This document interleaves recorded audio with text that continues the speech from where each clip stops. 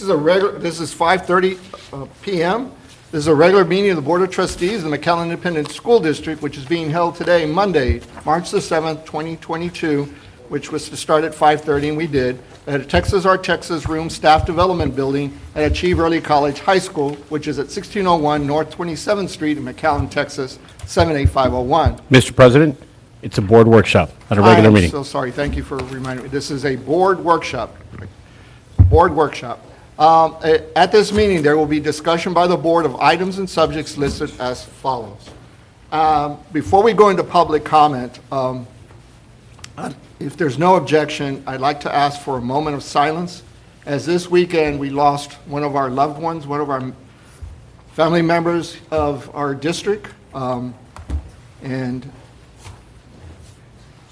if at all possible at this time, I'd like for a moment of silence.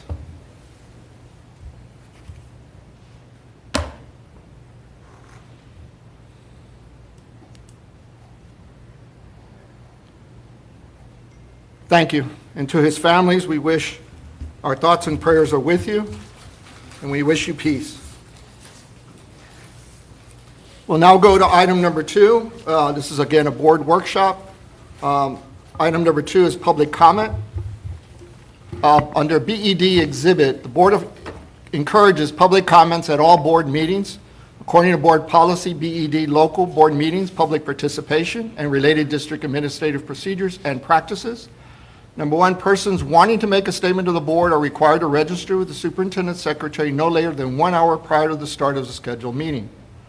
Audience participation at board meeting is limited to the early stages of the meeting.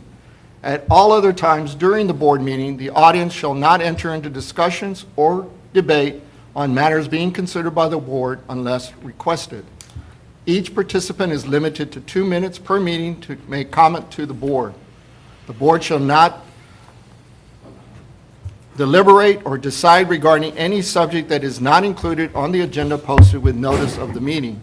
If an issue mentioned is on tonight's agenda, the board will defer discussion of those issues until the appropriate time during the meeting. Should the speaker drift from the stated subject or become disruptive or abusive, he or she shall receive 1 warning. If a second warning is required, then the speaker may forfeit the remaining time allotment. The board should not tolerate disruption of the meeting by members of the audience.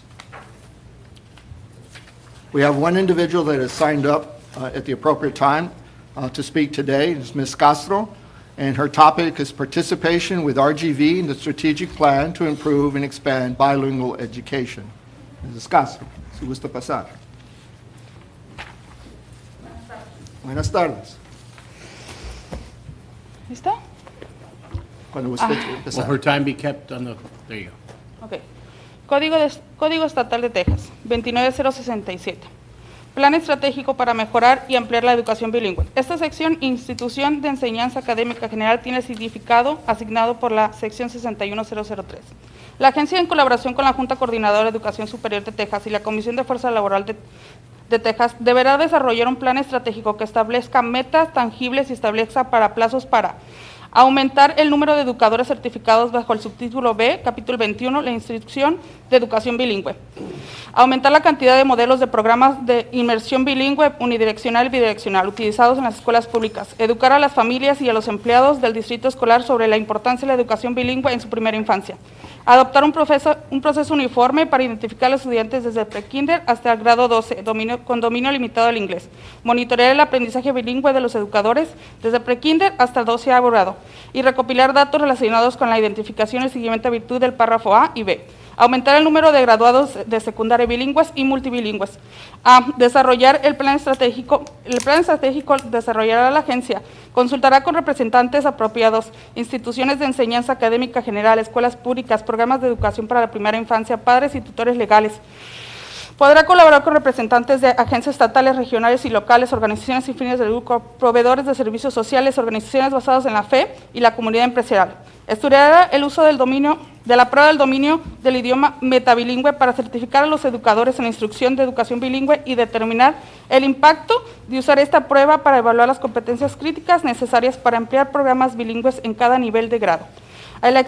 Si existen barreras para la certificación de educadores bilingües basadas en diferencias entre el dialecto y el educado y el dialecto utilizado en la prueba, y hacer recomendaciones para modificar y revisar las evaluaciones utilizadas para certificar a los educadores de la instrucción bilingüe para mejorar la competencia de los educadores que presten servicios en programas bilingües. La agencia deberá representar este plan y desarrollarlo antes de diciembre del 2022.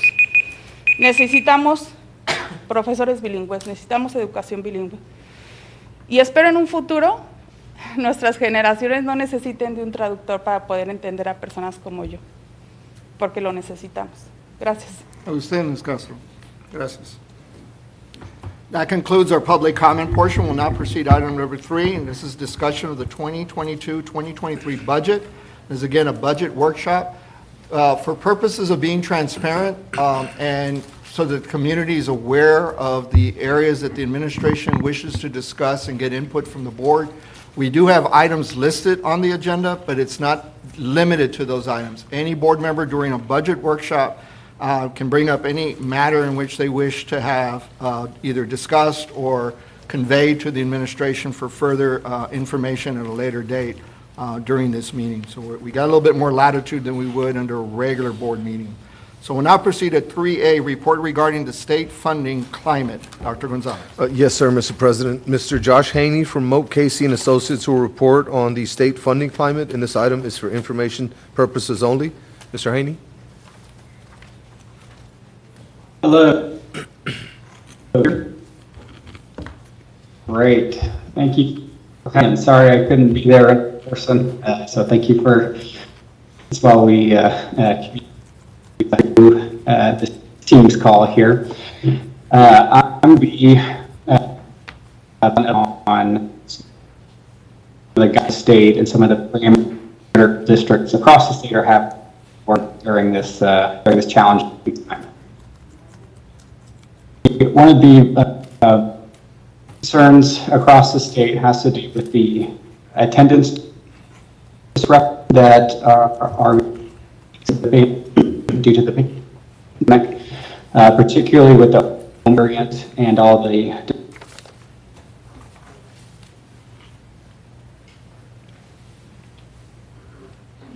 Mr. Haney, if you could hold for just a second, we're having some transmission. You froze up on it, so give us a minute, see if we can figure out what's happening, maybe fix it. Thank you.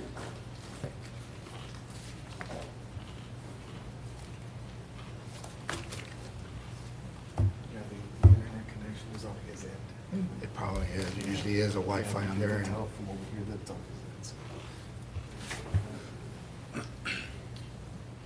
If he has a choice, he may need to change. Of the presentation. Mr. Haney, you are cutting out for us. Is there anything that you might be able to do at your end? I know we've checked at our end. Everything appears fine. I'm able to see y'all with no glitches.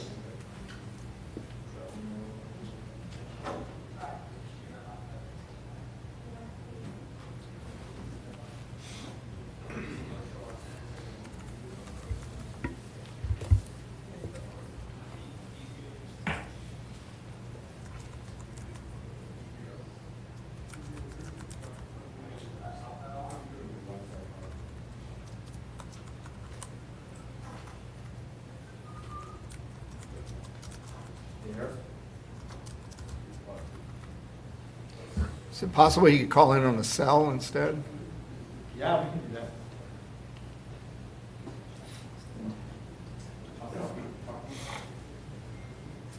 Sometimes I make it work better to use a cell phone instead of a...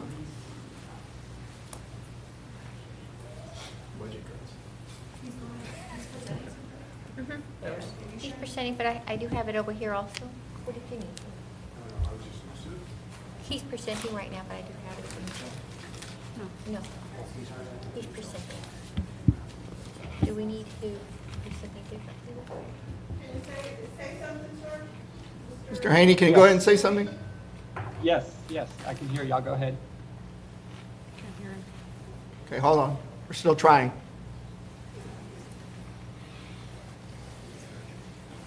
Or is it in Austin?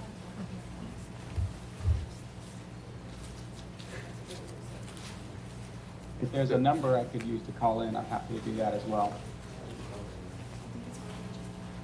Seems to be better. Mr. Haney, can you try your opening statement again for us, please? I'm sorry, could you repeat that one more time? Yes, let's just hold on a second. If you could just hold a second, we're still. Do you have the volume up? Yes, we do. All right. So, hey, let's give it a try again. If we could start from the beginning with the opening statement, it may be best. Sure. Thank you. Okay. Well, so really, all you missed was just me thanking y'all for having me today, and just letting you know that the content of my presentation is going to be sort of outline of the challenges and sort of parameters that all school districts across the state are working under during this school year. And the first point I was going to raise was the attendance disruptions that are the result of the pandemic, and particularly the Omicron variant. School districts across the state saw pretty significant attendance disruptions during the beginning of the spring semester. And unfortunately, the state has prevented the Texas Education Agency from offering a hold harmless in the same way it has been provided in the past, with sort of a guarantee student count that your funding could not fall below. That's essentially been prohibited by House Bill 1525 that was passed during the 87th session. So what the two tools that the agency has announced are an operational minute adjustment and some changes to the low attendance day waiver. I just want to reiterate that neither of those are hold harmlesses that operate in the same way as it did in the previous school year. These will not help districts that are facing enrollment declines. These will only provide relief for attendance rate issues. Again, it will not provide any sort of extra funding to offset enrollment declines, which I know a lot of districts across the state are facing. And so again, those two tools that the agency has provided, it's the change to the low attendance day waiver and the operational minute adjustment. These two are only available for the 21-22 school year. And I'll go into the details on both of these tools here shortly. For the low attendance day waiver, this waiver has been available before the pandemic, and really was utilized for bad weather days and those kinds of things. The tweak that was made by the agency is it's making it a little bit easier for school districts to have days that are eligible for this waiver. And if we could sort of take a step back here, remind ourselves how school funding works a little bit.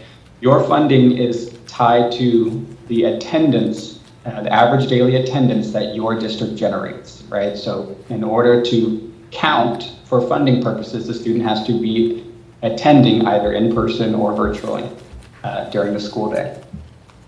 And so what this waiver does is if you have a bad attendance day, say you had a lot of students out sick due to Omicron or something like that, you can essentially erase that day from your average calculation, right? So if you have a bad attendance day, that's going to be dragging down your average. This allows you to exempt that day from that average calculation. And what the tweak that the agency announced does is it makes it a little bit easier for you to have days that are eligible for this waiver. However, the agency did not increase the total number of days or the total number of minutes that could be waived. So you don't get extra minutes to waive. You only, it only helps you bring certain days into eligibility. So the upshot here is this tweak is really marginal in terms of the extra ADA assistance it's going to provide your district in terms of the funding that you get from the state. So this one is, it can be helpful, but it's very limited in its ultimate effect on ADA. Switching gears here to the second adjustment, the operational minute adjustment. This one is, again, just for the 21-22 school year, and it's targeted to the first 6 weeks of this school year. And the mechanism and how this is going to work is the agency will calculate what they call their target percentage attendance rate for each district. They're going to do this calculation for each district individually. And on the next slide, I'll kind of walk through an example of how this will work. We don't know all the data for McAllen yet because we haven't finished the school year, but this slide shows sort of a hypothetical example of how this could work. So you can see in this sample school district, over the course of the 21-22 school year, their attendance rate slowly ticked up. They started at 86% and slowly climbed to the low 90s for their attendance rate. And you can see the corresponding ADA for each 6 weeks across the school year. What TEA is going to do, and this is, again, the current guidance that's out there right now, they are going to look at your spring semester average attendance rate and compare that with the attendance rate from the first 6 weeks of 1920, again, sort of a pre-pandemic period. And they're going to take the lesser of those two numbers. For most districts, it's going to be the spring semester, again, because of Omicron disruption and just because of the pandemic in general, the impact that's had on attendance rates. So in this sample district, that spring semester average is 92.5, right? They took the 93% from the fourth 6 weeks, 92 from the fifth, 92.5 for the sixth 6 weeks, average those together to get 92.5. Next, what the agency is going to do is recalculate your ADA as if you had an attendance rate at this target level. Okay, so this school district actually reported an attendance rate of 86% in the first 6 weeks.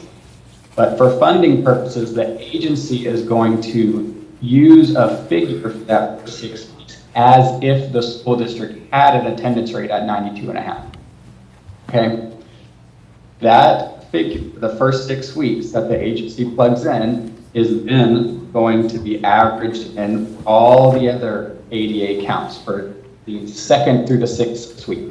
Okay, so again, just to reiterate, this adjustment is, as it's currently been announced by the agency, is only impacting your first 6 weeks. There's been no announcement that will impact your second through the sixth week. So currently, all of those ADA all the ADA that you actually record during that time gets averaged again with that adjusted ADA for the first 6 weeks, and that is the final ADA number that you funded.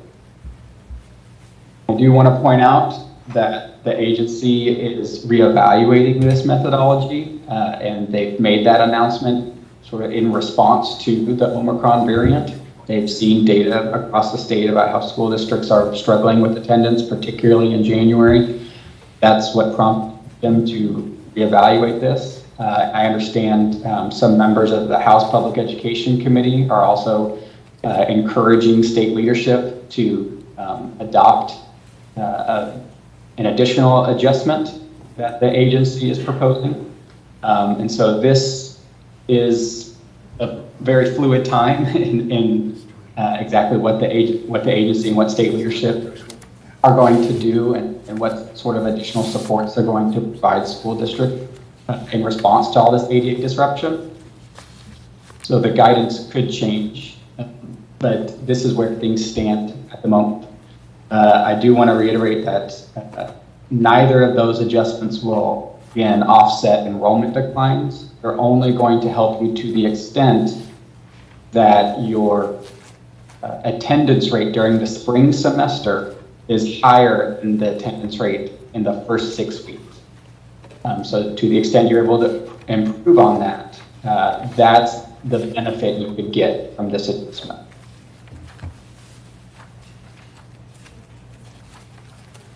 Mr. Haney, before Are there we- any questions about that? Mr. Haney, just to go back on this, so is it fair to say that it'll be very difficult for the district to actually benefit from either one of these adjustments because of the fact that we have the second semester, especially the 4-6 weeks showing trending down in ADA, that as a result of that, if there are no changes from TEA, that 4-6 weeks is going to drag our 4th, 5th, and 6 weeks average down? And as a result, we wouldn't really benefit from these when it goes back to adjusting the first 6 weeks. Is that correct? That right now, we probably aren't going to see much assistance as it stands right now? That is correct, yes. If your spring semester, again, that attendance rate over the entire semester is going to be roughly comparable to your attendance rate during the first 6 weeks, then you will likely not see much of upwards adjustment or an adjustment at all under this operational minute adjustment that the agency has implemented as it currently stands.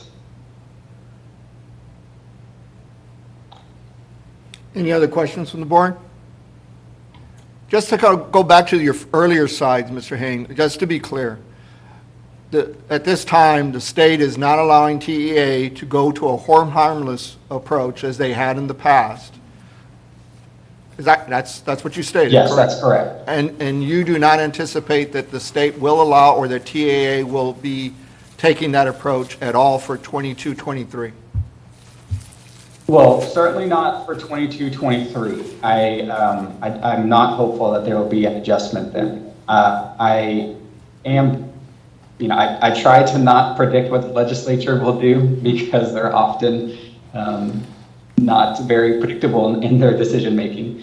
But I'm cautiously optimistic that TEA and other state elected officials, particularly in the House, will convince state leadership that something needs to be done, particularly to address the 4th 6 weeks. I know that those conversations are picking up steam right now in Austin. It's hard to predict where they will ultimately land, but I do know this is the subject of a lot of conversations here, and I'm hoping that some additional adjustments, again, that are particularly targeted at that 4th 6 weeks, if not for the entire school year, for 21-22 school year. I'm hopeful that those conversations continue and we can get some sort of additional adjustment for the current school year. Okay, thank you. Any other questions or comments? All right, Mr. Haney, if you'd like to go ahead and go to the next slide. Okay. And so coming out of the last session, school districts had a couple options in terms of how they could continue providing virtual education. As you'll will recall, the sort of temporary framework that was stood up under Commissioner Rule that ran its course last school year, and now school districts across the state are limited to these two options when it comes to providing virtual education. The first one is the local remote learning program that was created by Senate Bill 15. This came out of the 87th second called session. And this is, again, sort of another temporary bridge while the state continues to deliberate on what a permanent framework for virtual education in Texas looks like. But this local remote learning program option runs through the end of the 22-23 school year. And this is, again, as the name would indicate, it's a local remote learning program. You can serve your students that are enrolled in your district. You can serve them through this program. There are some limitations I'll touch on here in a little bit. But that's what this program was targeted at. It's not it doesn't open you up to serve students statewide, this program. The other option is remote conferencing. Remote conferencing has existed prior to the pandemic, particularly for students that were facing temporary medical conditions or otherwise just couldn't attend school in person. It has been tweaked to include a positive test, a positive COVID test, or identification of exposure to someone with COVID. Those are now eligible. Those allow a student to become eligible to receive virtual instruction through remote conferencing. And so that's the change that has been made for that. But again, remote conferencing is only for students. It's a temporary assignment while the student is dealing with a medical condition. It's not something that a student can receive virtual instruction. It's not a vehicle for virtual instruction for a long period of time. And here are some of the similarities and differences between those two options. The local remote learning program, it has a cap on the number of students that can participate in this program. It's up to 10% of your district's enrollment. For remote conferencing, there's no cap on the participation. Theoretically, all of the students at one point in time can participate in the remote conferencing program. However, again, the eligibility for that is tied to meeting certain medical criteria to be documented by a physician. I sort of touched on the time frame already, but the local remote learning program, you can enroll students in that for the entire school year.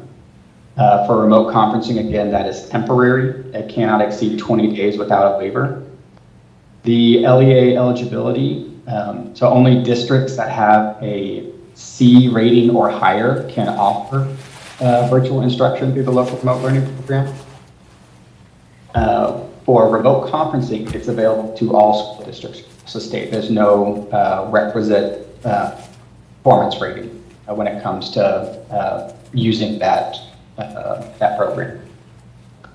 The other thing I want to mention that's not on here is for the local remote learning program, you can provide instruction either asynchronously, right? Have students log in, do their schoolwork, and complete it and submit it through that system. Or you can provide instruction synchronously, like we're doing now, in real time. So both asynchronous and synchronous are available in the local remote learning program. When it comes to remote conferencing, only synchronous instruction is allowed. And this is proven to be a particular notable obstacle for school districts because you can't really predict who is going to be out sick and who is going to be participating in the remote conferencing program. So that makes it really hard to staff because of that synchronous requirement, right? You have to have a teacher that's certified in those grades and in those, in those subjects to provide that synchronous instruction to that student that's out.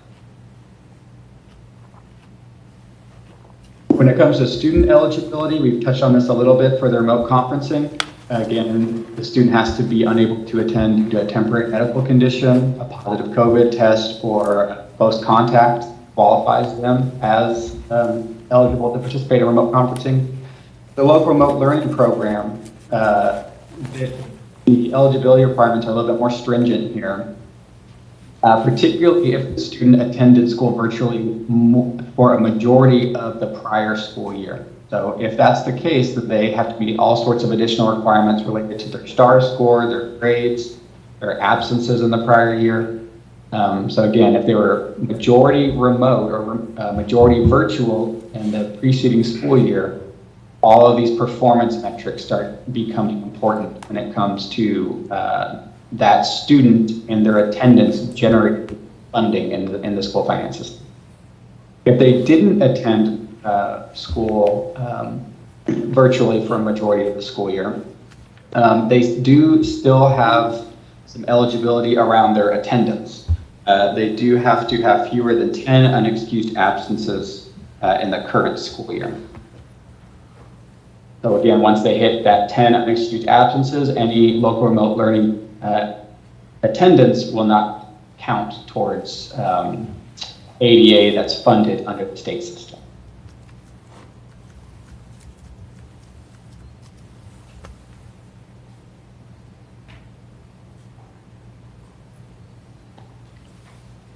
There is a virtual education commission that has been created to put together a more permanent framework for virtual education in the state. They have held their first meeting. And they've sort of they're beginning to study this issue. One of the proposals that were sort of laid on the table during this first meeting was providing some additional resources for school districts that are struggling to put together a remote conferencing program. For those reasons I outlined earlier, the unpredictability of it, the staffing concerns, those kinds of things. So there could be some changes coming in that regard from the legislature, but again, they're still working through those issues. That report is due to state leadership at the end of the year, so this would be something that potentially be acted upon during the next legislative session. Switching gears here Mr. to Haney? property taxes, property Haney? tax relief. Mr. Haney, if you would, please. Go ahead, Oh, Ms. yes. Richards. One question. When it comes to the virtual education and we're looking at that local remote learning and the remote conferencing, the ADA we do receive on those students will still be the $6,160 received per ADA, correct?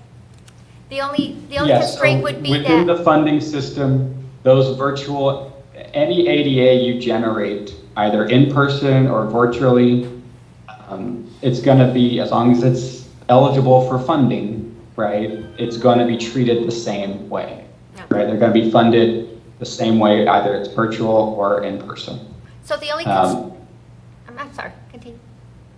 I was just going to add that you can still choose to provide local remote learning program instruction to students and just not get funded for it. I mean, that is an option. You're not prohibited from doing that, but you're not generating ADA if you're violating any of those student eligibility requirements I mentioned earlier. Okay, and the constraint would be that for remote conferencing, it would have to be only synchronized, where the local remote could be both asynchronized and synchronized. Okay. Correct. Yes, that's a big hurdle for the remote conferencing program. Is you can only provide synchronous instruction for those students. Thank you. Okay, so moving on to property taxes and property tax relief. As y'all are likely aware, there are two measures on the ballot this May that would provide some additional property tax relief for folks across the state. The first one, Proposition 1, provides the benefit of tax compression to your over 65 and disabled homeowners. This one doesn't go into effect until 2023. And so the implementation is a little delayed here. But if you think about how tax compression works under House Bill 3, your over 65 and disabled homeowners may not be receiving the benefit of your tax rate compression because they're already frozen at a lower level already, right? But depending on when their tax freeze came into place, they may not be feeling the tax compression due to House Bill 3. Proposition 1 ensures that they do moving forward. And this would take effect beginning with the 23-24 school year. So the impact of this wouldn't be felt next school year. It would be felt in the 23-24 school year. As I mentioned on this slide, the bill does include some state aid to offset property tax losses. And so that's good news for school districts that this tax relief is going to be fully paid for by the state, and you'll receive state aid to offset any impact. The more immediate impact will be felt by Proposition 2. This one, again, has to be approved by voters on the May ballot, but it would increase your resident homestead exemption from $25,000 to $40,000, beginning with the 22 tax year. It includes M&O and INS state aid to offset the impact of those tax collections. The key thing to note here is with the INS hold harmless, it's only going to cover debt that you've issued prior to September 1, 2021. Any future debt is going to become more expensive to service because of this proposition, right? Your tax base will get smaller because of that increase in the exemption, and you're not going to get a hold harmless to offset those future bond issuances. The other impact comes on your M&O rate compression. And so just to do a quick little vocab lesson on how tax compression works after House Bill 3. School districts, as y'all are aware, they levy what's called a maintenance and operations property tax rate, and it's comprised of various tiers and levels. There's a tier 1 portion. This was the first dollar of your tax rate prior to House Bill 3. And then above tier 1 is tier 2. That's you can go 17 pennies above tier 1. And the first 8 of those pennies are called golden pennies, or tier 2 level 1. And then the next 9 pennies are called copper pennies. And those are tier 2 level 2 pennies. Golden pennies are called golden pennies because they're more valuable. They generate more state aid. And the copper pennies generate about half the amount of state aid that a golden penny would generate.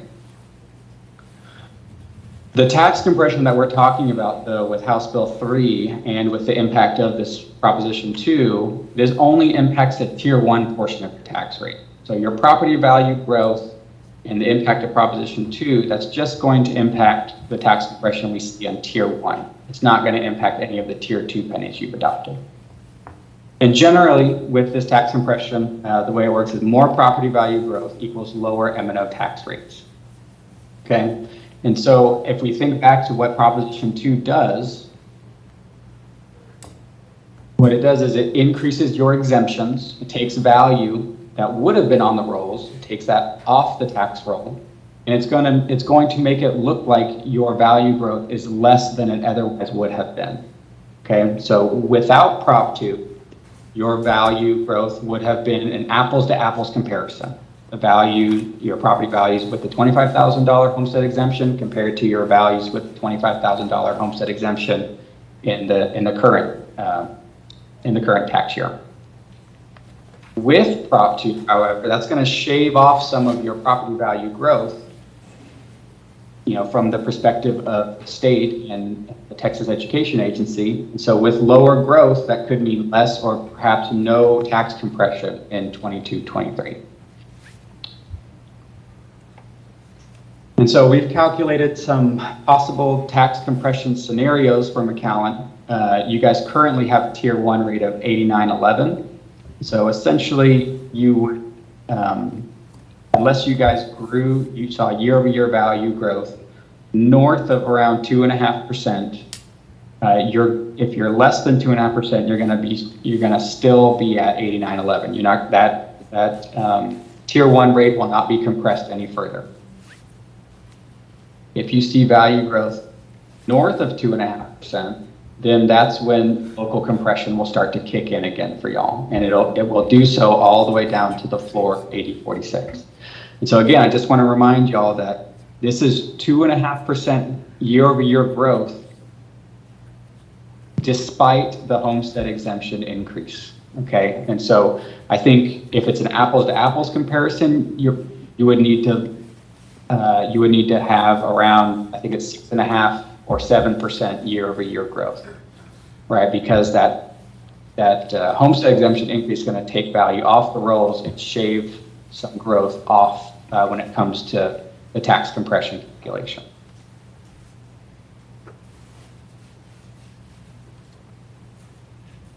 Switching gears here to tier 2. Districts can levy up to 17 pennies in tier 2, as I mentioned. The first 8 are golden pennies, the next 9 are copper pennies. You can adopt these first 5 pennies just by simple majority of the board. You guys have already exceeded that with a TRE in a previous year, and so any additional pennies would require, actually we'll touch on that here in a minute, sort of what the options are when it comes to adding new tier 2 pennies.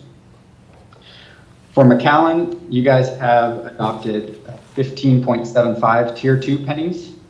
And so again, you guys have already had a TRE, and last year you adopted what we call disaster pennies. And you can think of the first 12.86 pennies. These are sort of your TRE pennies. These are your permanently adopted pennies. The 2.89 pennies that you all adopted through the disaster provision, these are temporary pennies. They will expire at the end of the 21-22 school year. So without any additional board action, without a TRE or sort of readoption of the disaster pennies, McAllen will be limited to adopting 12.86 Tier 2 pennies. So you'll take those permanently adopted pennies that you guys got voter approval for, and you'll add that to your Tier 1 rate once that's known at the end of this summer. And so again, for the reasons I mentioned earlier, we don't think this will result in any, due to the Prop 2 and the increase of the homestead exemption, this will likely not result in any Tier 1 compression. So next, for the 22-23 school year, we're looking at a likely M&O rate of $1.0197. That would leave remaining taxing capacity of 0.0414. So that's sort of the remaining pennies that you're allowed under state law. To access those pennies, you have two options. You can have another voter approval tax rate election to adopt those pennies permanently, or you can adopt what are called disaster pennies. And those work the same way as was the case whenever you guys previously adopted them. Again, it requires a statewide declared disaster because of Winter Storm Uri. That is an option, but it'll be up to y'all to determine the usefulness of that and the expenses that you had tied to that disaster. But because that is a statewide declared disaster, that is an option available to school districts across the state. So before I move on from the M&O tax rate, do you guys have any questions about those two options?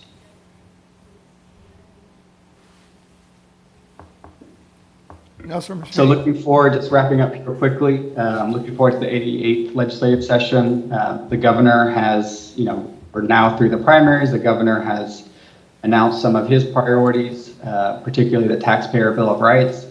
One of the main takeaways and the possible impacts this could have on school districts is the requirement that a 2/3 supermajority of the school board adopt any future bond issuance, or that would be required to any bond issuance on the ballot. And then if you have your bond election and on the May uniform election date, that would require 2/3 supermajority of voters to approve that bond. If you have it on the November ballot, then it's still a simple majority of voter approval. Again, this is just a proposal that was announced during the primary season. So let's make sure that we keep that in mind and understand that we see policy proposals pretty regularly, and many of them do not make it to final legislation that's passed during the legislative session. So just keep that in mind, that this is a long way from being implemented. But these are the kinds of ideas that are being tossed around at the moment. The other thing I wanted to mention as we are thinking about the 88th legislative session is that ESSER reporting is going to start coming online, and I believe the first report to state leadership on how districts are spending their ESSER dollars is due June 1st. And so I've been encouraging school administrators and school board trustees to be prepared for questions regarding the use of their ESSER funds, and to start communications now with local leaders and elected officials to facilitate buy-in and make sure that everyone understands your needs and goals and why that led y'all to making the decisions that you did. Start those conversations now, so that way we can avoid any confusion or concerns moving forward. And that's all I had prepared for you all today. If you guys have any questions or comments, I'd be happy to take those now. Thank you, Mr. Haney. Any questions or comments from the board? Any from the administration, Ms. Richards? No, sir, I think we are good. Thank you.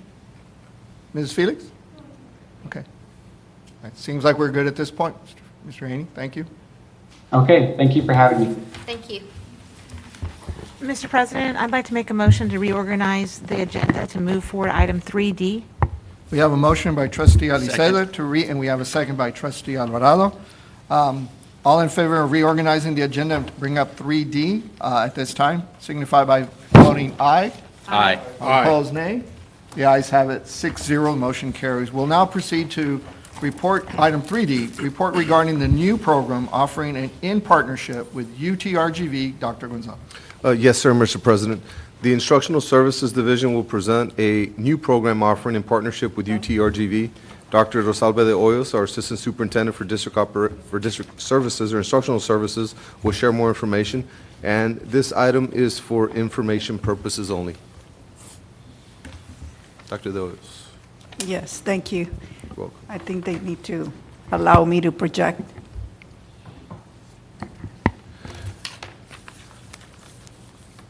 So,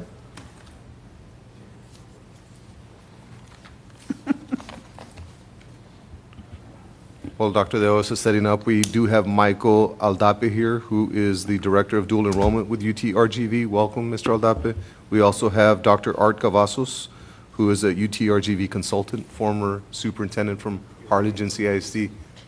Thank you for being here, Doc. If you like, Mr. Duffy, you can take a seat here at this table, and we can provide you a mic. That way, if you want to also participate in discussion with Dr. Cavazos. Yes, sir. Dr. Gonzalez, you still have the floor. I'm surprised Dr. Cavazos didn't say hello. He's usually very talkative. He waved. I did wait. Are you in Dallas? Where are you at? I am in the Austin area. I'm working here today. I'll driving back tomorrow to Harlingen. Awesome. Thank you for joining us, Dr. Cavazos. All right. Whenever you're ready. We're just waiting on the presentation to we're be just waiting. loaded. You want me to?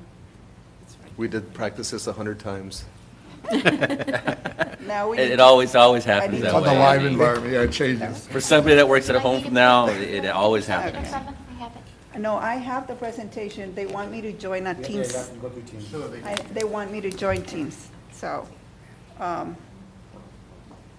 they're sending me the link. May want to adjust the mic. How's the weather in Austin, Dr. Cavazos? It's actually about 45 degrees, so it's okay. We're not used to this kind of weather. Some of us heavyset guys like that. It's very comfortable for us. Wow, a lot of people laughed at your joke there, Tony. Well, you know, the secret to comedy is timing, so you have to, Let the record show I didn't laugh. always the We're ready. diplomatic. Here we go. We have the presentation on screen. Thank you. So 90% of our graduates get admitted to a post-secondary education institution. When we look at the students who participate in dual enrollment during their high school years, 100% of these students get admitted versus 97% of students who did not participate in dual enrollment. Please focus on the yellow and blue column. Out of the 100% of the dual enrollment participants, 77% returned to their university after their first year versus 54% of the students who did not participate. 86% of the dual enrollment participants return after their second year, and 45% of these students graduate with their degree versus 37% of the students who do not participate in dual enrollment during their high school education. Research indicates a rigorous high school curriculum with access to college-level work and a strong mentoring support are the key for college graduates. Putting McAllen ISD students in the front line of opportunities, we would like to partner with the University of Texas Rio Grande Valley, UTRGV, to provide our high school students the opportunity to engage in academic university courses leading to a bachelor's degree. Our focus is to prepare all students for college and career readiness and offer multiple opportunities for them to start on their post-secondary education at a college and now, through this partnership, at a university campus. This program will offer more opportunities for our students to obtain university degrees. Achieve Early College High School will continue to offer the associate's degree in partnership with South Texas College, focusing on associate's degree transferable to a four-year university and associate's degrees that allow students to enter the workforce. The bachelor's track in partnership with UTRGV will allow students to seamlessly start their four-year degree while in high school. We researched the state and region top demand occupations and selected the following bachelor's degree offers. Bachelor of Science in Integrated Health Science for professions in medical, dental, physician assistants, nursing, speech, and physical therapy. The Bachelor of Science in Computer Science, the Bachelor of Science in Engineering, the Bachelor of Science in Education. Here we have an overview of a four-year high school graduation plan, where the first 2 years of high school, the students will focus on passing the college entrance exam, TSI, and take a pre-advanced core curriculum. The last 2 years of high school, the students will take most of their classes with a university professor. Here we have a more detailed schedule for the last 2 years of our high school student who is on grade level in the math. Each semester, the student will take 4 courses with university professors and 3 courses in the last semester of their senior year. In comparison to a student who advances in math, the student will have a lighter load of university classes during their senior year, taking only 3 courses each semester. If we move forward with this project, we would like to secure a partnership with an institution of higher learning by March 2022.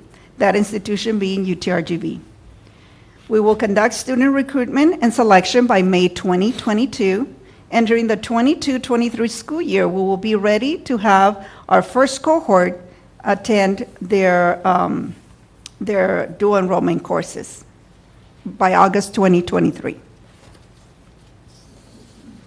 The students' selection process will be similar to what we currently have in place for the early college high school here at Achieve. This program offers each student over $19,000 in college tuition savings. At this time, I'm going to ask Ms. Adele Felix to explain how we plan to fund this project. Thank you, Dr. De Hoyos. The proposed property layout is on the intersection of Pecan and, can you hear me? Okay. Is on the intersection Excuse me, of Pecan Ms. and Fix, for McCall. whatever reason, I don't think your mic's working. No? I mean, I can hear you and all that, but I don't think it's transmitting. Lean into it. There I you think, go. okay, I'll hold it here. Okay, I'll start again. The proposed property layout is on the intersection of Pecan and McCall. It would be, the school will be constructed at the northeast corner. UTRGV will develop in the surrounding areas, and that total tract on the east side is about 17 acres. And across the way, there will be the UTRGV Medical School. There you go. Next slide. The funding for the project, the estimated total cost of the project is $26 million. UTRGV has committed to 50% of the construction cost, which is $12,500,000. City of McAllen will make the land contribution of $1 million. And McAllen ISD portion equates to 48%. This provides the district an unprecedented opportunity to build a school at less than half the cost. This initiative aligns with McAllen ISD's strategic plan, including all goals and all strategies. This project will be funded through local funds, as ESSER funds provides the district the opportunity to be able to invest in the future of our students by allowing us to offset our local operating costs in order to fund this initiative. Thank you. So McAllen ISD currently offers amazing educational programs. By providing the bachelor's degree path track option, McAllen ISD will be the only district that can truly say we have it all. So at this time, if you have any questions, Dr. Cavazos, Mr. Aldape, Mrs. Adele Felix, administration, our superintendent, and myself will be glad to answer any questions. Thank you, Dr. De Hoyos. Thank you. Trustee Suarez. So I have a bunch of questions. The first is, what is the timeline for the construction? Mr. Aldape, would you like to answer that question? So I don't know if you all can. Oh, I'm sorry. Yeah. For whatever reason, it's not on yet. We can hear you, but it's not transmitting on, and there are folks that may be listening online.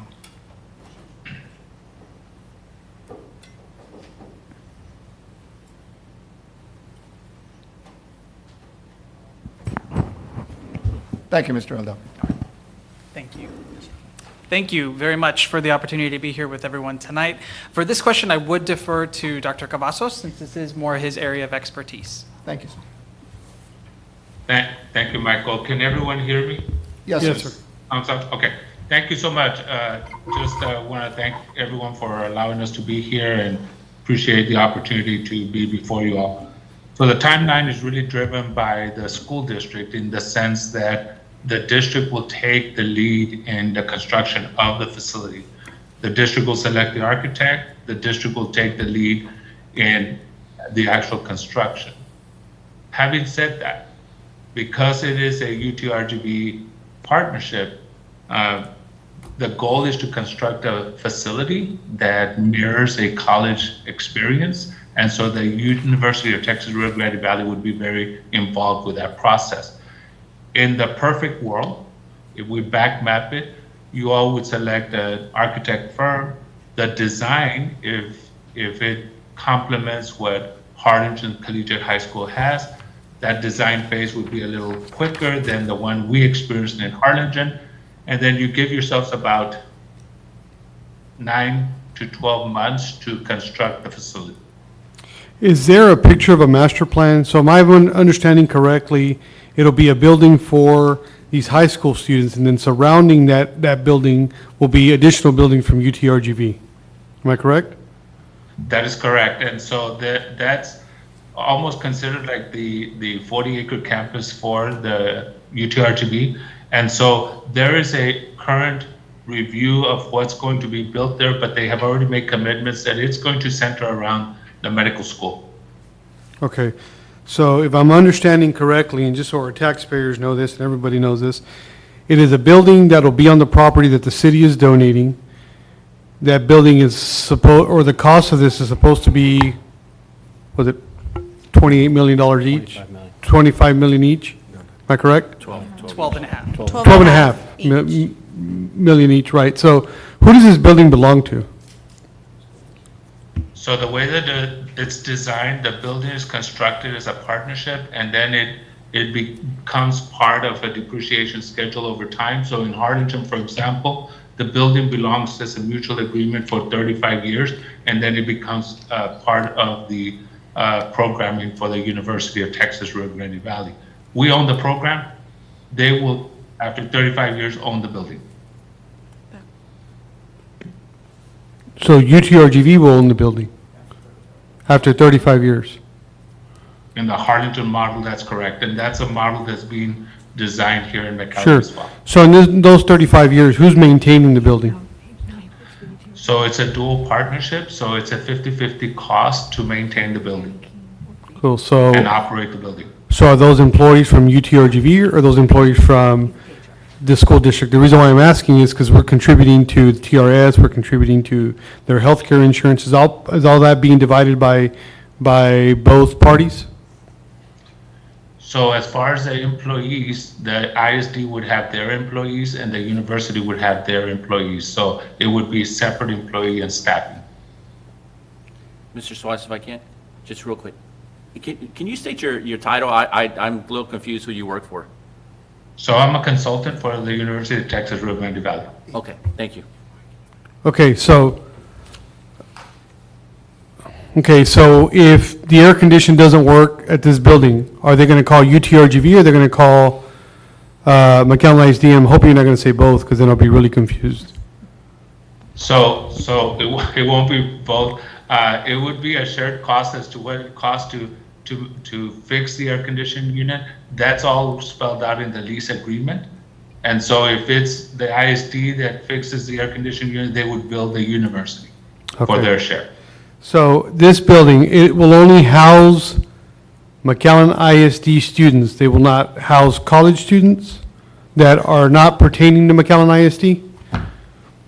That is correct. So the way it's being designed is that the McAllen School District would own the programming. In other words, you would identify the pathways, and that's what Michael Aldape is working with the staff.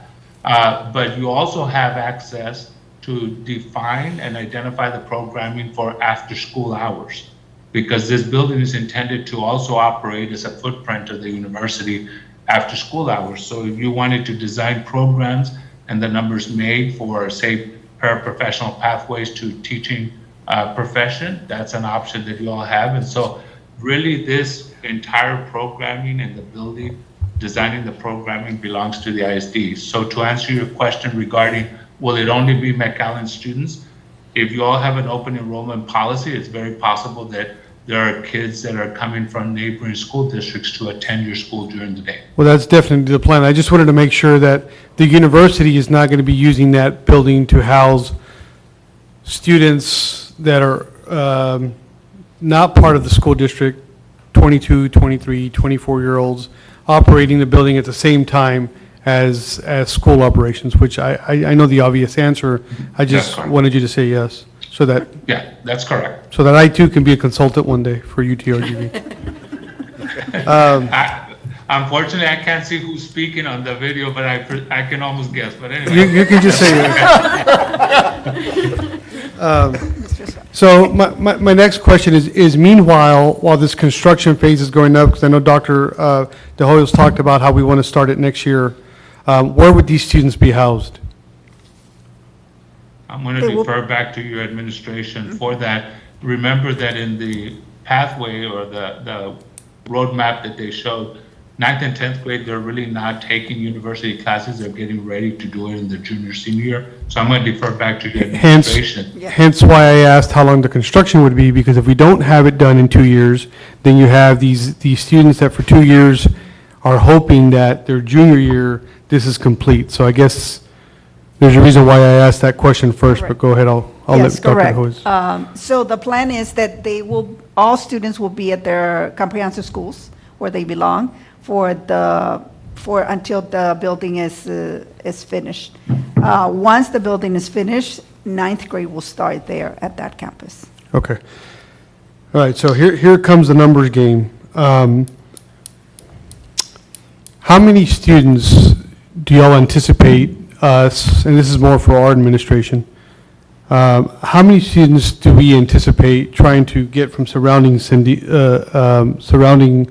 districts to come and join this program?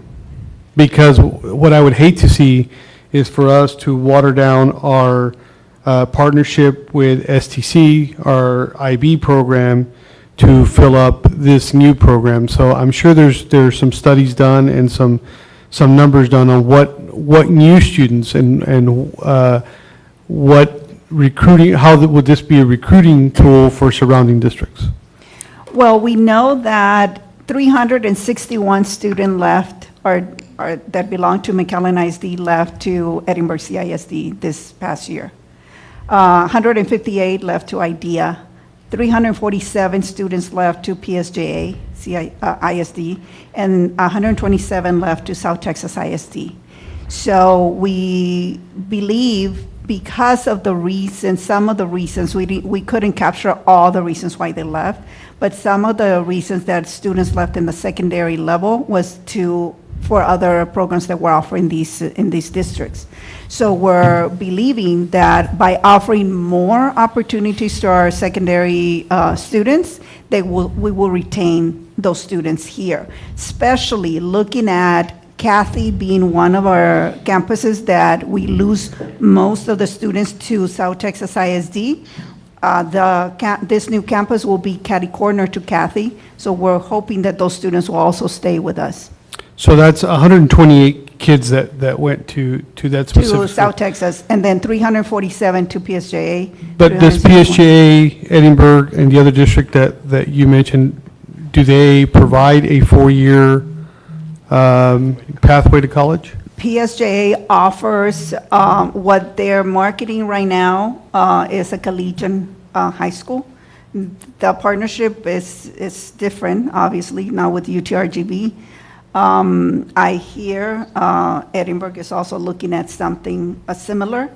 So the opportunities, these other districts have multiple opportunities. Well, you said something that struck a nerve, and I think we go back to Dr. Cavazos, and here's the question: is this something that is exclusive to McAllen ISD? McAllen ISD and the taxpayers and the board decides to do this project because we need to find innovative ways to not only provide more opportunities for our district and for our students, but also to attract other students. What we would not, and I'm speaking for myself, what I would hate to see is that we make this investment, and then we see this popping up at surrounding districts around us, which would defeat the whole purpose of doing this. So is there any kind of exclusivity or any kind of commitment that UTRGV is willing to give McAllen, because we're putting up $12.5 million to make sure that it's not happening in our surrounding districts? I believe, Dr. Gonzalez? Yeah, one of the things is we do know that in talking to the university, there are potential partnerships with other school districts around us. So we believe that we want to be part of this new frontier. So it would be hard for us to ask UTRGV for exclusivity in this particular case. What we want is to be at the table having discussions like we are right now, so that we can afford our students the opportunities that surrounding school districts have and will have moving down the road. So we believe that even if other school districts around us partner with institutions like UTRGV, that it would still benefit our institution to do that and come out of the gate as fast as possible. I'll yield the floor. Thank you, Trustee Suarez. Any other questions or comments? I have a few. Dr. Cavazos or Mr. Duarte, what's the time frame in which the university is planning to complete their construction on those 40 acres? So maybe it should be they start do- first and then complete both. I'm sorry, Dr. Cavazos. That's okay. I apologize. They do not have a time frame. However, I will tell you that their first building, based on the time frame that has been proposed for the McAllen project, there may be a parallel building that's being built at the same time on those 40 acres. Okay. So it could start about the same time, but That's not correct. necessarily, and it may not be completed at the same time. We may actually complete ours before all the buildings on that 40 acres from UTRGV's is done. Would that be a That fair is statement? correct. Okay. When we talked about the student participation, starting with 125 with ninth grade, each cohort would then be 125, so it'd be the next following year, those will be 10th graders, so the next ninth grade will be 125. So the whole point is Correct. we're trying to get to 500 students. About 500. Is there a cap to that? You say about, could it be 600 or could it be 400? I believe that and Mr. Aldape could probably answer to this question, but it is feasible to work with about 500 students, and that could be for 90 or 510. If I may, Mr. President? Yes, sir, please. We believe that this program is going to be so successful that we will have to develop a cap just regarding the facility and the square footage. And at the point that it does become, when we hit our mark, it's going to be very competitive to get into that program. So that's part of the allure of surrounding school districts trying to get into this hyper-competitive program where they can get 60 college hours towards a bachelor's degree on a pathway. You're looking at $19,000 that they're going to save. So we believe that it's going to be very competitive to get in as it starts to grow and as it maxes out. We don't know what that max is, but we strongly believe that we'll hit it. Now, with these students, what would be the cost to break even on the structure and maintaining that structure with the number of students occupying that? Right now, we're at 6,600 per student. Did we calculate that, Ms. Adele? I know we, in the discussion we had. 500 students at 6160, that's about $3 million a year, so in 4 years, Yeah. 3 million. It's $12 million For- for 4 years. So we have $12 million in the pipeline for that, and that clearly would more than cover the building of the structure and maintaining the structure and turning on the lights and the faculty and everything that's in that facility. In fact, we actually may have extra. Yes, because it would be an initial cost, so once that's gone out, and if we get those students in, then we have a recurring 6160 per student per year. Exactly, and we're already starting with only half the cost of a structure would have been if it had been built on our facility. Correct. On our property, I should say. Can I follow up with just that question real Yes, quick, sir. Mr. Go ahead. President? That would assume that all 500 kids were not coming to our district. Yes. Okay, just want to make sure. Or leaving our district. Or leaving our district, right. Well, the whole point is you're going to have a competitive environment in 4 areas that are high demand, and I'll get to the teach part in a little bit, and you're going to be at that level, based on what Harlingen's experience has been. They're at that level already, and been consistently there from what I've seen. So, and that's why I said the lower end would be around 400, and the top end could be, as you said, now 510. As long as we're maintaining that number on that campus, on that site, for our budgetary purposes, it's self-sufficient, self-sustaining, as much as it can be in a public education system in today's world. Correct. Is that a fair statement? Yes, sir. Okay. Yes, if they're there, yes. Again, dealing with within those 4 categories of instruction, is there going to be a cap within that for each one of those, for the computer science, for the health professionals, for teaching? Engineering. For the engineering? Thank you, Tom. Is there If a I may? plan for that? Yes, if I may. Yes. So the idea is that we want to be able to meet student interest and demand. And so it's going to be very much dependent on the students who are being recruited into the program, what their interests are. I will say one of the things that we've found most beneficial with our Harlingen students is that we really ask them from the very beginning, what is it that you may be interested in? Is it one of our pathways? Is it going the academic core complete route, which is going to give you a good solid foundation in any field that you choose to go into? So I would love to say that we could tell you, yes, it's going to be this minimum and this max. In reality, I think it's going to be very heavily dependent on your student recruitment. Okay, so the first you may give us an idea, but we really won't know until a quarter has gone through, and probably even then, it's just the beginning. So we're talking 4 years from now, or once we start, that we likely begin to start to see where they're starting to line up within those 4 categories. I think that's a fair statement. Yes, sir. Thank you. What is your plan, Dr. Gonzalez, with the fact that we know in the United States we were going to have a teacher shortfall before the pandemic? And not that we have one at McAllen ISD, because we don't, it's my understanding. But as it becomes more and more competitive in the surrounding districts in our community, in taking the available teachers through the normal ways, either through alternative certification or going through UTRGV, what's your plan for those going through this program for purposes of recruitment for McAllen ISD? Yeah, the goal is, and in looking at all the different pathways that we're interested in, that they're all areas, for example, the shortage in nursing right now. So if you look at nursing, if you look at the medical field, we want to target what the market is calling for, but specifically around education, our goal is to grow our own teachers. We want students that understand the intricacies of McAllen ISD, understand our frameworks for student learning, and can know that they have a position lined up for them when they get out.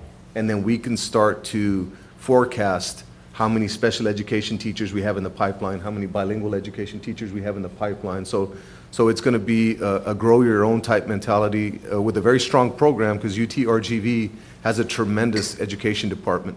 So when you look at the professors we're going to be partnering with, the opportunities for student teaching and observations and things of that sort, it creates a very powerful machine in growing our own as we move forward.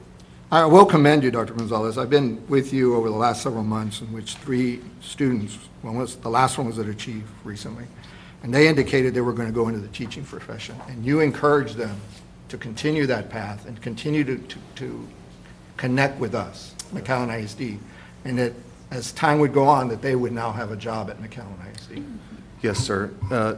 Historically, it's been happening organically in our district, that just by the very nature of our brand, people want to come back and work for us, our students. But now, we're going to have a system and a process and a very targeted approach to growing. So that's what's so enticing and so attractive about this program. We'll be able to take our engineering program and start to fill the seats at SpaceX. We'll be able to take our computer science and get into coding and look at everything that's going on there. On the medical side, well, that speaks for itself, and education. So we're very targeted on the pathways that we're providing. But the real magic behind this initiative is the partnership with UTRGV. Dr. Bailey's all in. His whole team's all in. Michael's been a joy to work with through this entire process. Dr. De Hoyos and Mrs. V and the team have been working very hard to get to this point in the game. And then we have experts like Dr. Cavazos. He's already been down this road. So we visited the school in Harlingen, and we've looked at it from a programmatic side. We've looked at it from an architectural side, and it's really created a pathway for us that Harlingen didn't have, because they had a blank slate. When they started, it was just a blank canvas. So we are able to learn a lot from Harlingen, and that's a very, very special thing for us. Thank you, Dr. Gonzalez.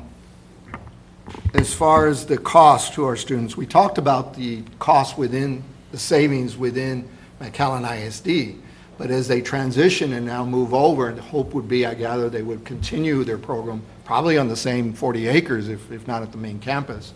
What's the cost savings to families, and what's the caps that because it's different for UTRGV versus University of Texas Austin, Arlington, and other locations. So what is it for our families to actually complete a 4-year degree?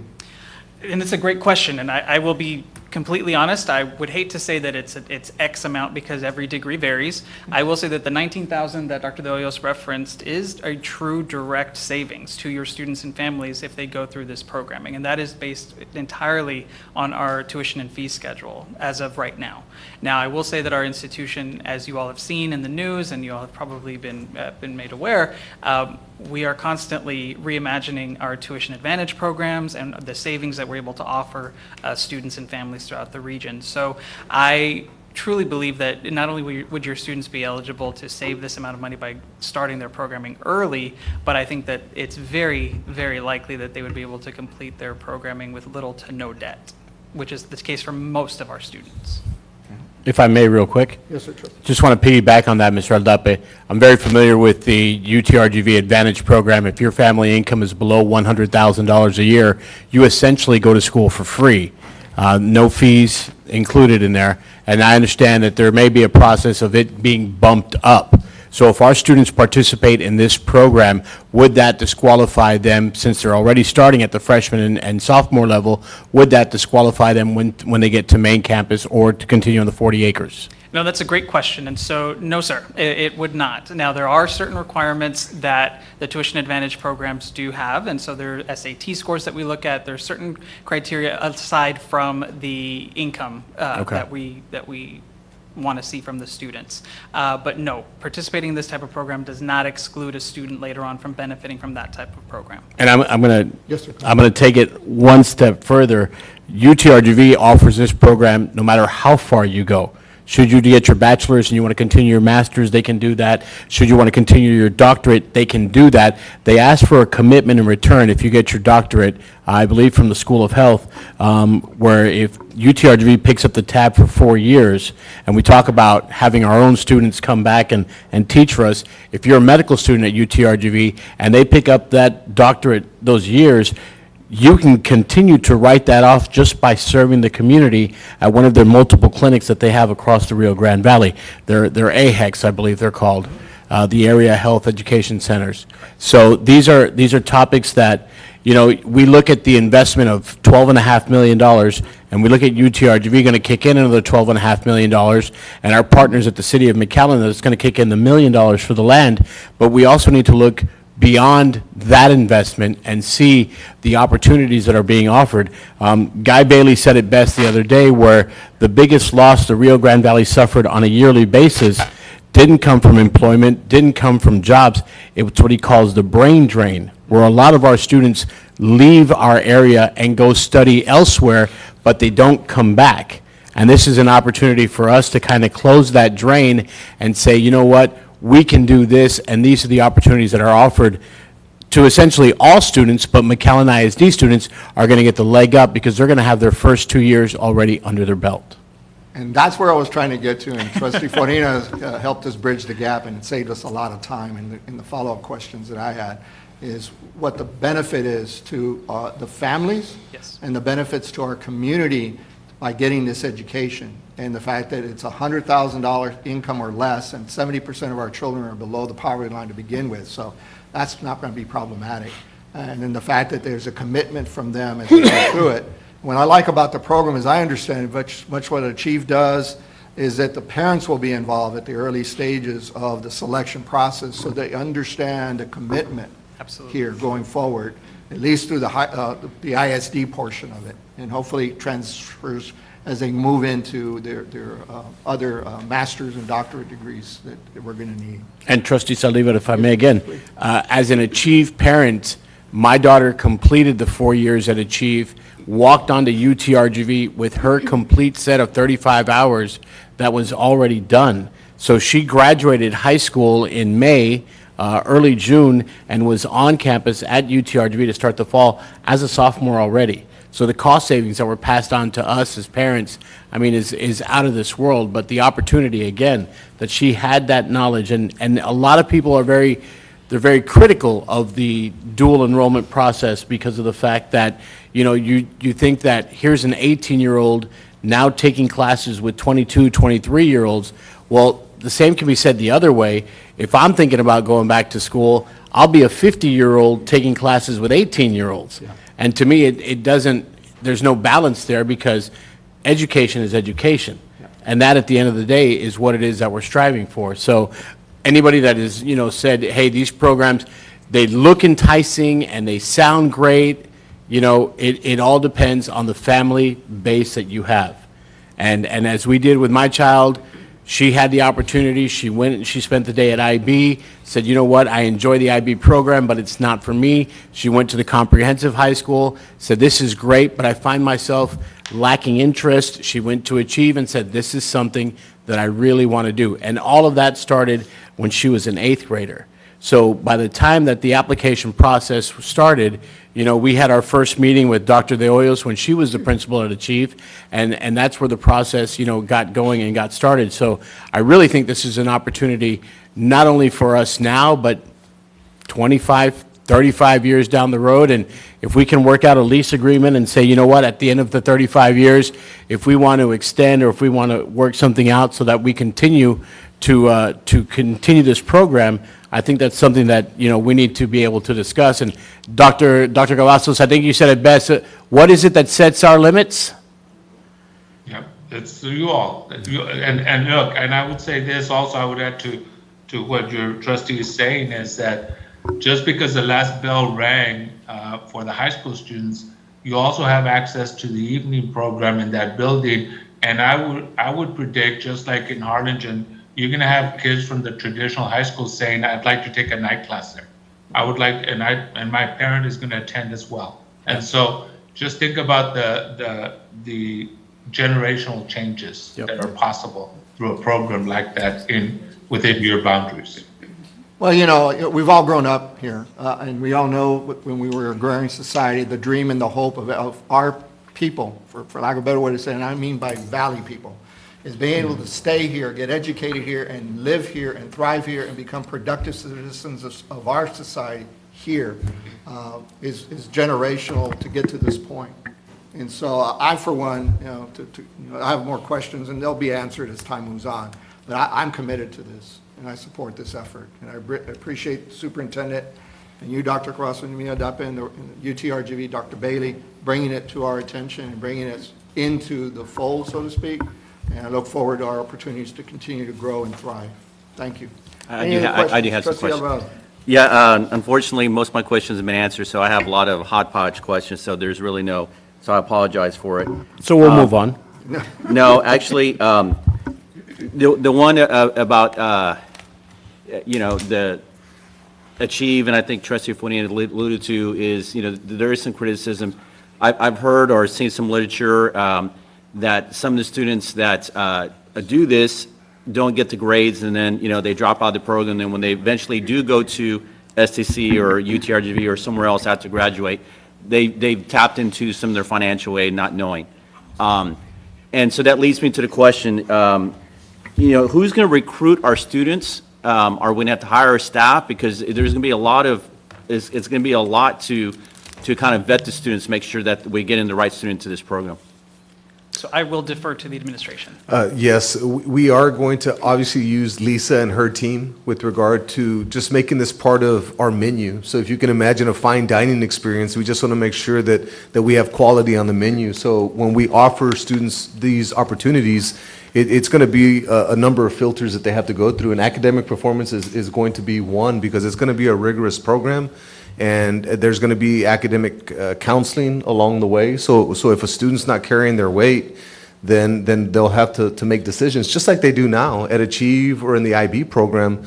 Some students decide that they want to go back to the comprehensive, and that's fine too. But yes, it's going to be a hyper-competitive arena. But we believe. Well, and Dr. Gonzalez, I think my question is more to this. So Achieve, you have STC counselors helping you with career path. You're talking about PAs, you're talking about nursing, those are highly complex. UTRGV has counselors and they teach in the health science, to kind of help students along the growth path, because kids don't understand what it takes to be a PA. Right. They don't understand that it's a 2-year program, or a difference in RN, LVN, and all the different stuff. So I think it's going to be more than just your office, because if you're asking me as a family, as 8th grader, to kind of commit to this, I want to know exactly what it's going to tell every program. So I think, and again, I'm not asking, but I think we got to think past just getting them onto that particular campus. I think it's more into it, because what I'm concerned about is what Trustee Fuenia alluded to, some criticism. It's that, because families don't know. So it's just a statement. It's more of that's a little bit of concern. One of the other concerns, go ahead. If you could go maybe address to that, maybe be great.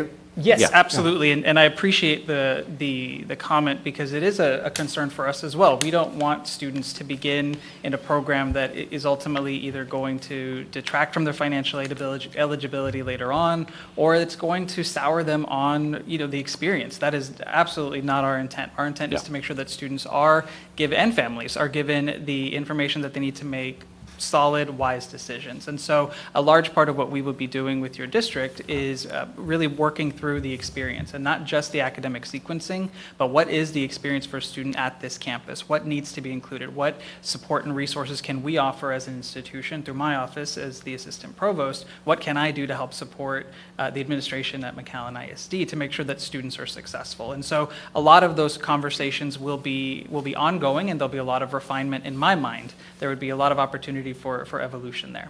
Okay, perfect. Go on the floor. Thank you. Trustee Suarez alluded to this earlier about competition being exclusive, and I totally understand that y'all can't commit to us.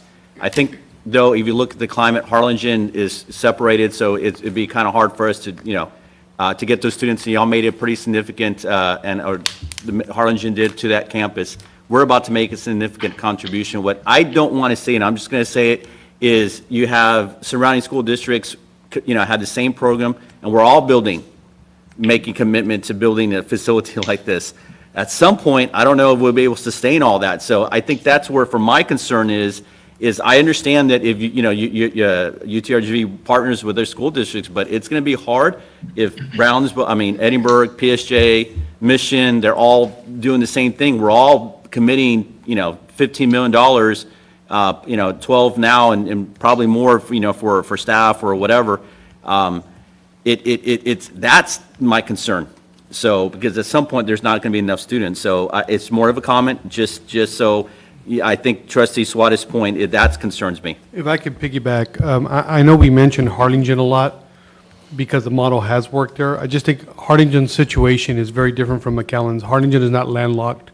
Harlingen is not losing kids at the rate we're losing. And so I'm not against this program in any way. I just think that we really need to make sure that when we do this, we have programs that, number one, will prevent kids from leaving. We need to have a program that is going to attract kids to this program. So when I'm talking about exclusivity, if we're going to have a program, kind of like when you have it at whatever college or university you go to, there are certain programs that you have to go to that campus to obtain that certification or that degree. So if McAllen ISD were to do a pre-pharmacy, just to make sure that we would be the only school that would have that in this area, so that that could be our selling tool. So our marketer, our marketing department knows to go market those kids. If we do that, it's a win-win for every campus. But if everybody's going to be giving the same programs and teaching the same nursing and everybody's doing it, it doesn't help us any. So that's we need to sell this to our community, but we also need to find a way to attract more kids. And the only way to do that is to have some kind of exclusivity. I'm not saying that the university should not go to any other campus and deal with them at all. I mean, that would be great, but it's not going to happen.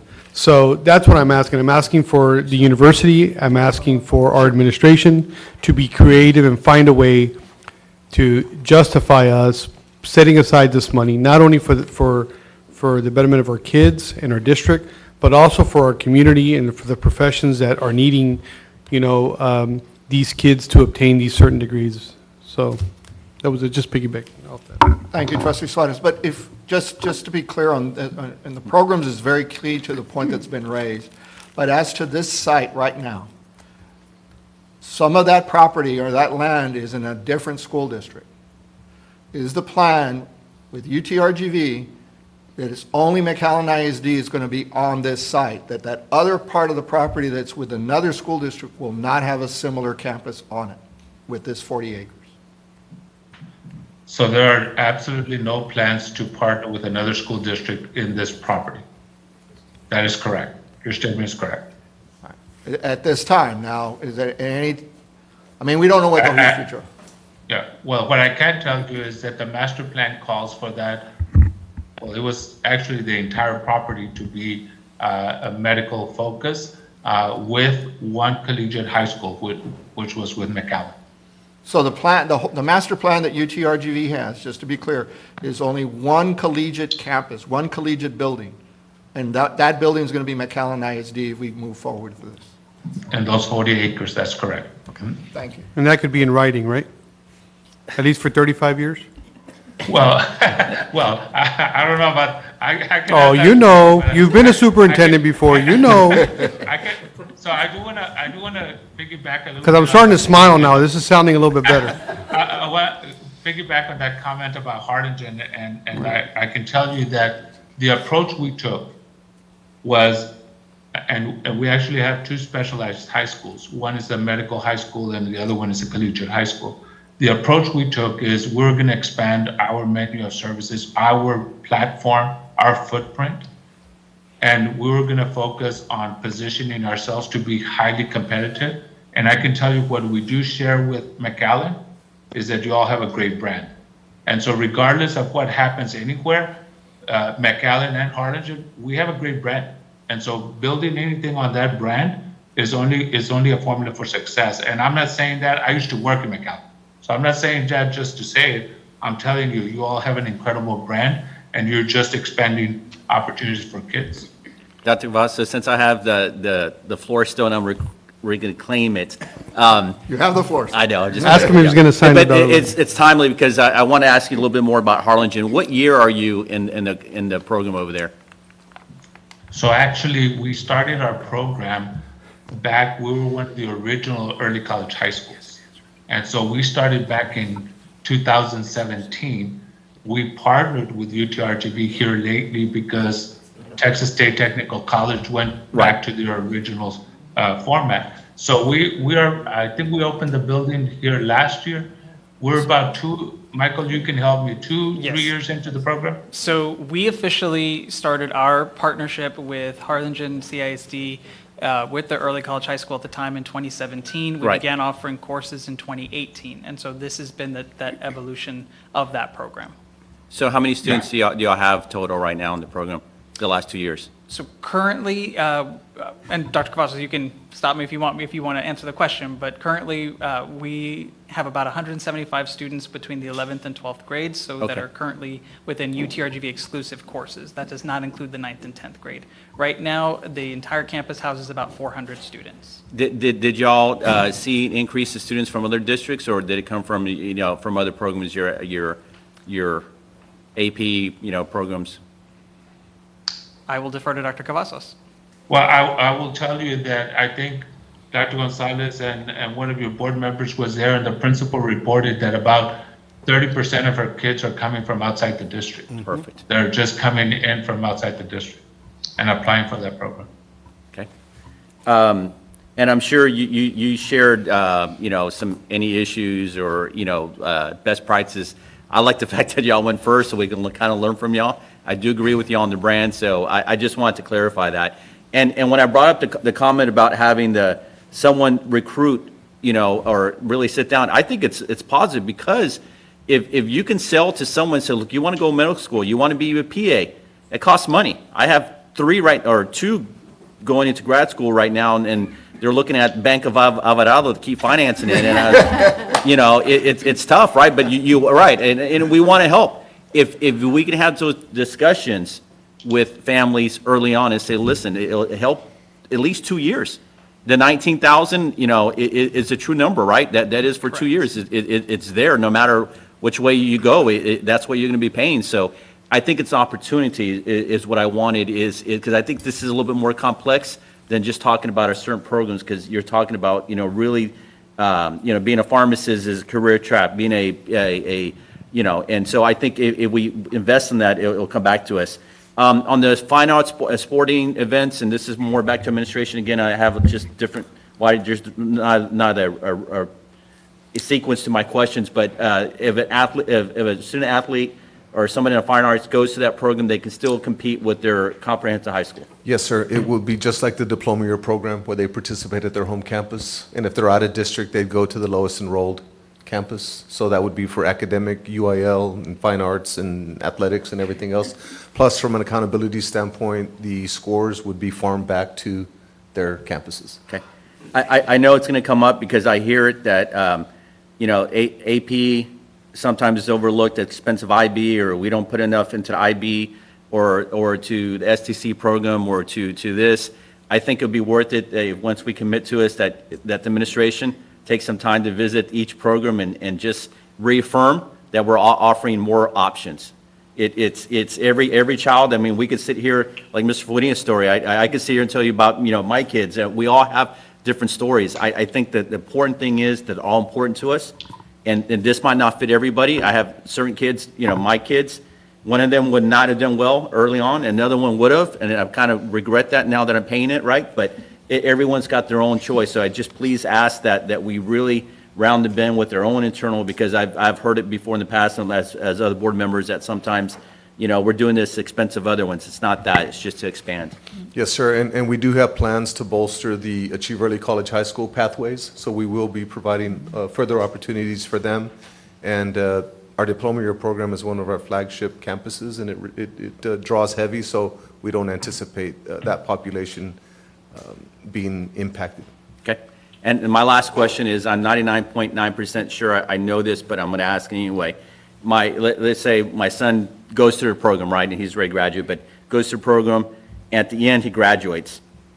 He decides, for whatever reason, to go out of here.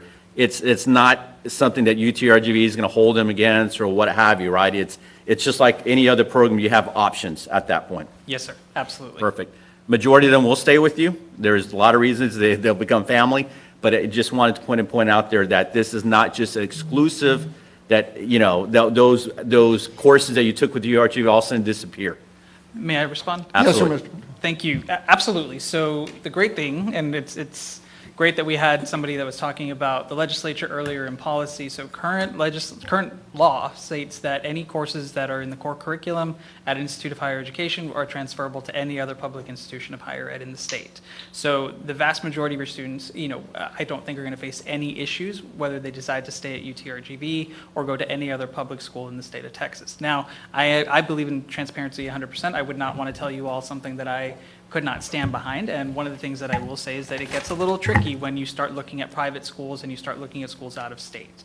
And the great thing about our programming, and one of the things that we hold very firm to, is that giving students a firm foundation in the core curriculum and then giving them these experiences and a taste in these pathways is really a solid way to do this. It's not really affecting their financial aid eligibility. It's not putting them in courses that are then going to not qualify or not count or be applied to a degree later on. So I think that the way that the programming will be structured is going to help to alleviate a lot of those concerns.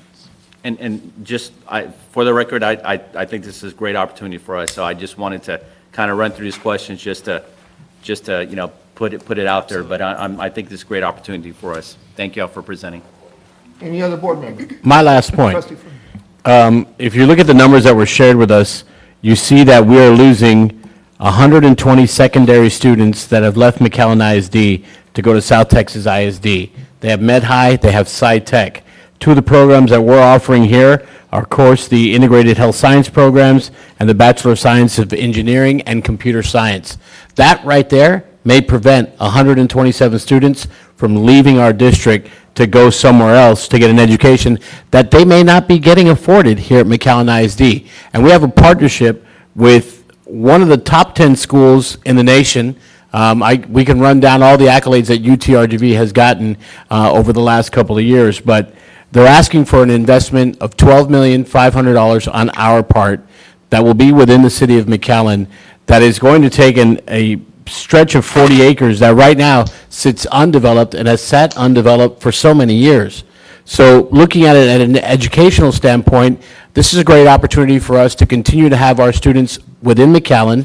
This is a great opportunity for us to have our students within UTRGV that would keep them in the Rio Grande Valley, and at the same time develop an area of McAllen that hasn't really seen a lot of growth, that has kind of been stagnant for the last couple of years.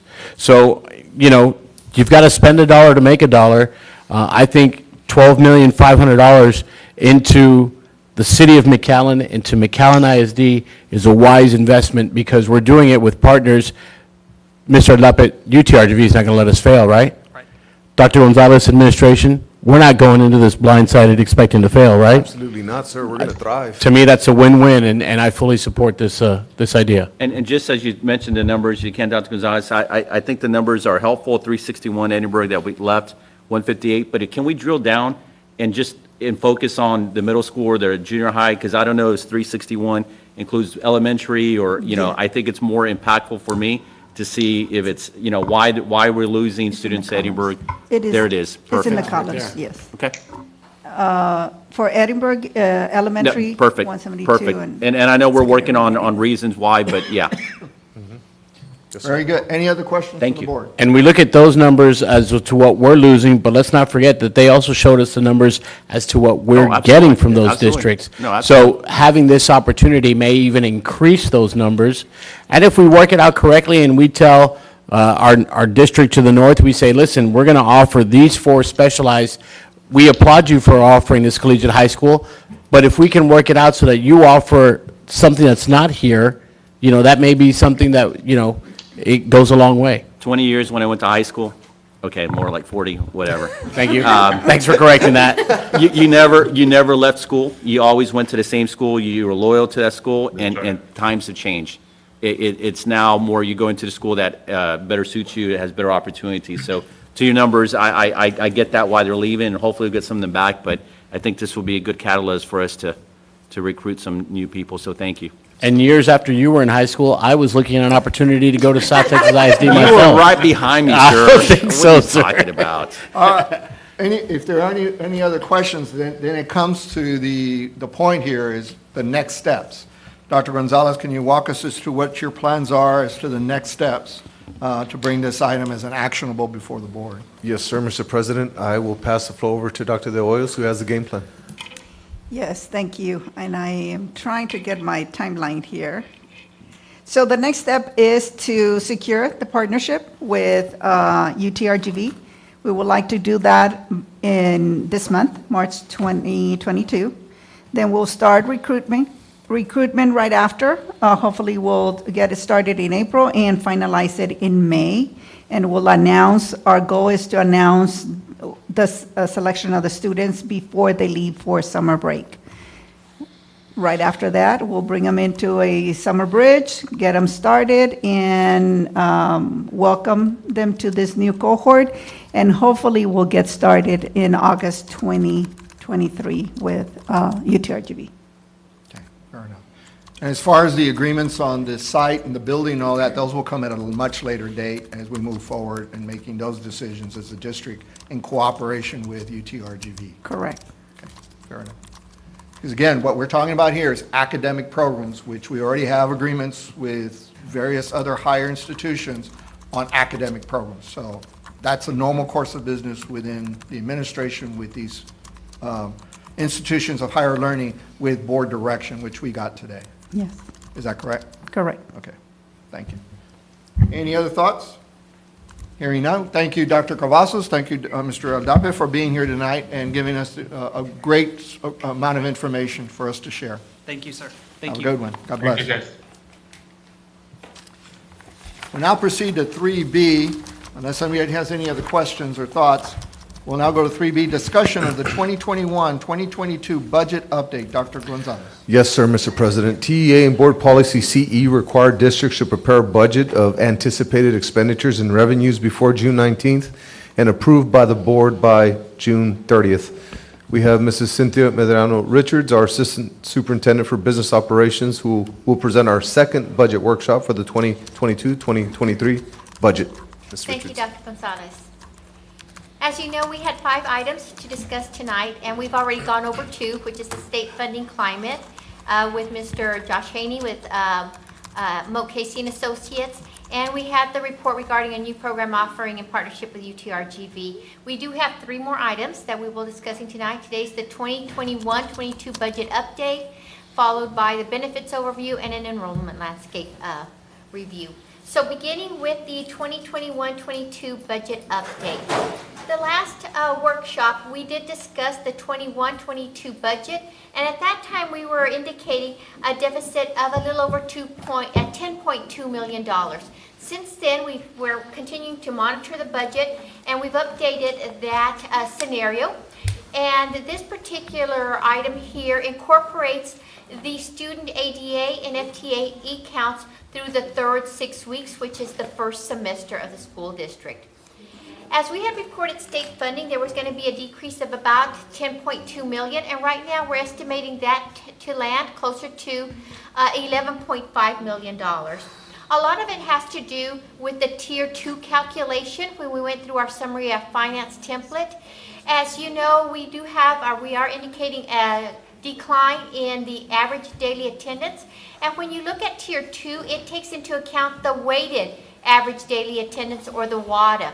And as a result of it going through that particular calculation and the current decline we have in ADA, it did result in an additional state funding loss of approximately $1.2 million. And that's why we're now seeing that state funding at about $11.5 million. In addition to that, we are seeing some shortfalls in indirect costs from special populations. Our special populations we do have some of our special populations that are resulting in a decrease in student ADA and FTE counts on there. As a result of that, as their allotment has gone down because they are also losing student counts with their programs, as those allotments go down, then the amount of indirect cost that the general fund can receive is reduced. And that indirect cost is, in essence, is an additional revenue stream to the general fund. And so right now we're seeing a shortfall in the additional revenue stream to the general fund of $2.9 million.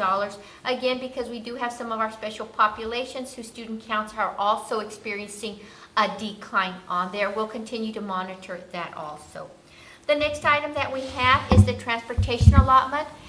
We started again, I'll backtrack, we started again with an original budget of $603,000. The budget, the second column you're seeing, the budget amendment column, is what you're going to be seeing as our February budget amendment coming to the board for approval. So a lot of these items you're going to see as part of our budget amendment on there.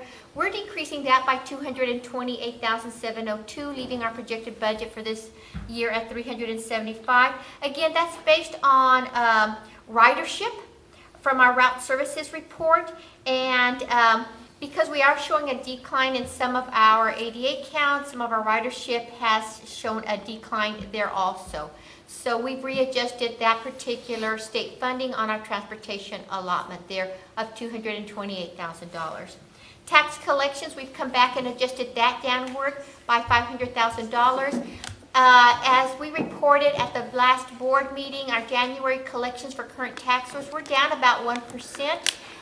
So we're making that adjustment at this point. It's about $500,000 that we're bringing it down. We'll continue to adjust to see if it's not just a matter of a timing difference, but if it's a true indication of the collection just dropping down by that amount.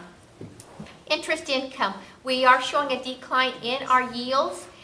We brought that budget down $350,000 from $600,000 to a $250,000 budget. Again, we're continuing to see the yields decline, so we are going to continue to monitor this particular revenue stream in terms of interest income on there. But for this presentation, the adjustment right now is for a decrease of $350,000. In addition to that, we're offsetting some of these losses with some additional revenue streams that have come in during this year. The first one was the property value studies that are conducted by our delinquent tax attorney firm, and that resulted in additional income for the district of a little over $347,000 to help offset some of those losses. We also did receive an E-rate reimbursement from the prior year for almost $340,000. We had some sale of technology equipment to the tune of $171,000, and we've had some miscellaneous revenue that we're recording in here for a little over $177 million. So at this point right now, we are projecting our net loss for the year for the general fund to be at $14.5 million. Everything you see above the line, you're going to see as part of our next budget amendment, which will come to the board for approval. What we still have not addressed, and we will be taking care of that at a later month, will be the ADA set-aside that we spoke about at the last workshop of the $5 million. We'll take care of that budget amendment at a later date, in addition to the $500,000 for the PPE school health grant amount that is now available for us to repurpose to help us offset this loss. So at this point, we are looking at a projected decrease in fund balance of about $9 million. Again, this was based on the third 6 weeks report, and we are expecting to continue to look at any cost savings that we may be able to identify, and we'll continue to review that March, April. That's not factored in here. As Mr. Haney spoke about earlier during the meeting, we're still waiting to see if there is any adjustments that TEA is going to announce that may help us with any of the 6 weeks that we've gone through already, in particular the fourth 6 weeks, which is really bringing our average ADA down. As he discussed also, we don't feel like we're going to benefit on adjusting the first 6 weeks ADA at all, because it was contingent on us having an increased ADA percentage for the second semester. And of course, right now that is trending downward, although our fifth 6 weeks is landing at around close to the 92% mark. So we are seeing that our students are coming back and attending compared to what we're seeing right at the peak of Omicron during the fourth 6 weeks. So there is some good news there in light of everything that's happening with the funding situation. So that is my report. I just wanted to make sure that I kept the board abreast of what our current situation is with the budget that we've got, and didn't know if y'all had any questions for us at this time. Thank you, Ms. Richards, and as always, you've kept us informed and abreast and up to date on pertinent information regarding our budget. At least on my tenure, you definitely have over the last 12, 13 years, and I really appreciate it. Any questions or comments? Trustee Just a couple quick questions in regards to fund balance. Where does that put us if we take the $9 million out? Well, that'll decrease the fund balance that we currently have. Of course, we want to monitor that in terms of what it does with our first ratings, because those are the indicators to ensure that we continue to stay financially Right. solvent, and I believe we will be. That should not be a problem there. We ended the year with excess fund balance of about $3 million, so obviously that would kind of dip into that there. So if we end up with a little bit of a shortfall with the excess fund balance, it's just a matter of how much it's going to be, and then you continue to build that up. It's a real good, and really that's an internal indicator that we use, is that excess fund balance, because that was something that was looked at by TEA. They kind of did away with it. We kept it as a best practice for us. So that would tell us that we'd have to continue to rebuild. What's our ultimate, and I remember all that, so our ultimate fund balance is what, about 140 million, somewhere around there? No, sir. I believe our ultimate fund balance was, I'm going to think it's a little closer to 60 million, like 56 million. Yes, so we try to keep 75 days, so that at the end of the year would total up to 50,394,000. Okay, So that would wipe out our excess, and then, which would be the 3 million, and then a little bit more, which actually would be about 50. So we'd wipe out the 3 million we have, so that would leave us about the 6 million, the 9 minus 3, about 6. And then again, we are cautiously optimistic that TA will assist us with any shortfalls with ADA. So, as we look at this and we're looking at all that happening, we're still hoping that maybe our unassigned fund balance, we feel like we're hoping we don't have a net loss of more in the neighborhood of 5 million as we end the year. That's our target, but again, we're monitoring it on a monthly basis. so, and again, let's just say it is 9 million, so, and I don't have it in front of me, and I can't log the system. What's going to be that final number, though? Maybe I'm saying it wrong, but it used to be just a fund balance, Yes, we used to sir. have optimum fund balance, and then we unassigned fund balance. Right. Are we still, did I miss it? What's going to be that No, final let figure? me pull that one up. I believe I actually do have it on my desk. Do we have the pie chart to show, Sydney? Yes, that's it, and I should have it on my desktop I have here. it. Because this would be one of the first times that we actually have had to dip into it, is what I'm kind of trying to allude to, right? Yes, Yeah. so here we go. I think I've got it right here. But we're still at a very Here we go. healthy, There we go. Okay, so what we're seeing, and let me make this a little bigger so we can Yeah. just see that. Here we Yeah. go. This is the 2021. So our unassigned fund balance was 56 million. So Right. you'd be subtracting the 9 million from that. This is the 3.5 million we were referring to in terms of excess on there. And so that's what we would be working with. So we'd be dealing with, you're kind of looking at 3 things. What's the net loss? Right now, we're projecting the net loss is $9 million. right? So that's one target. The other one is you're looking, okay, what does that do in terms of unassigned fund balance?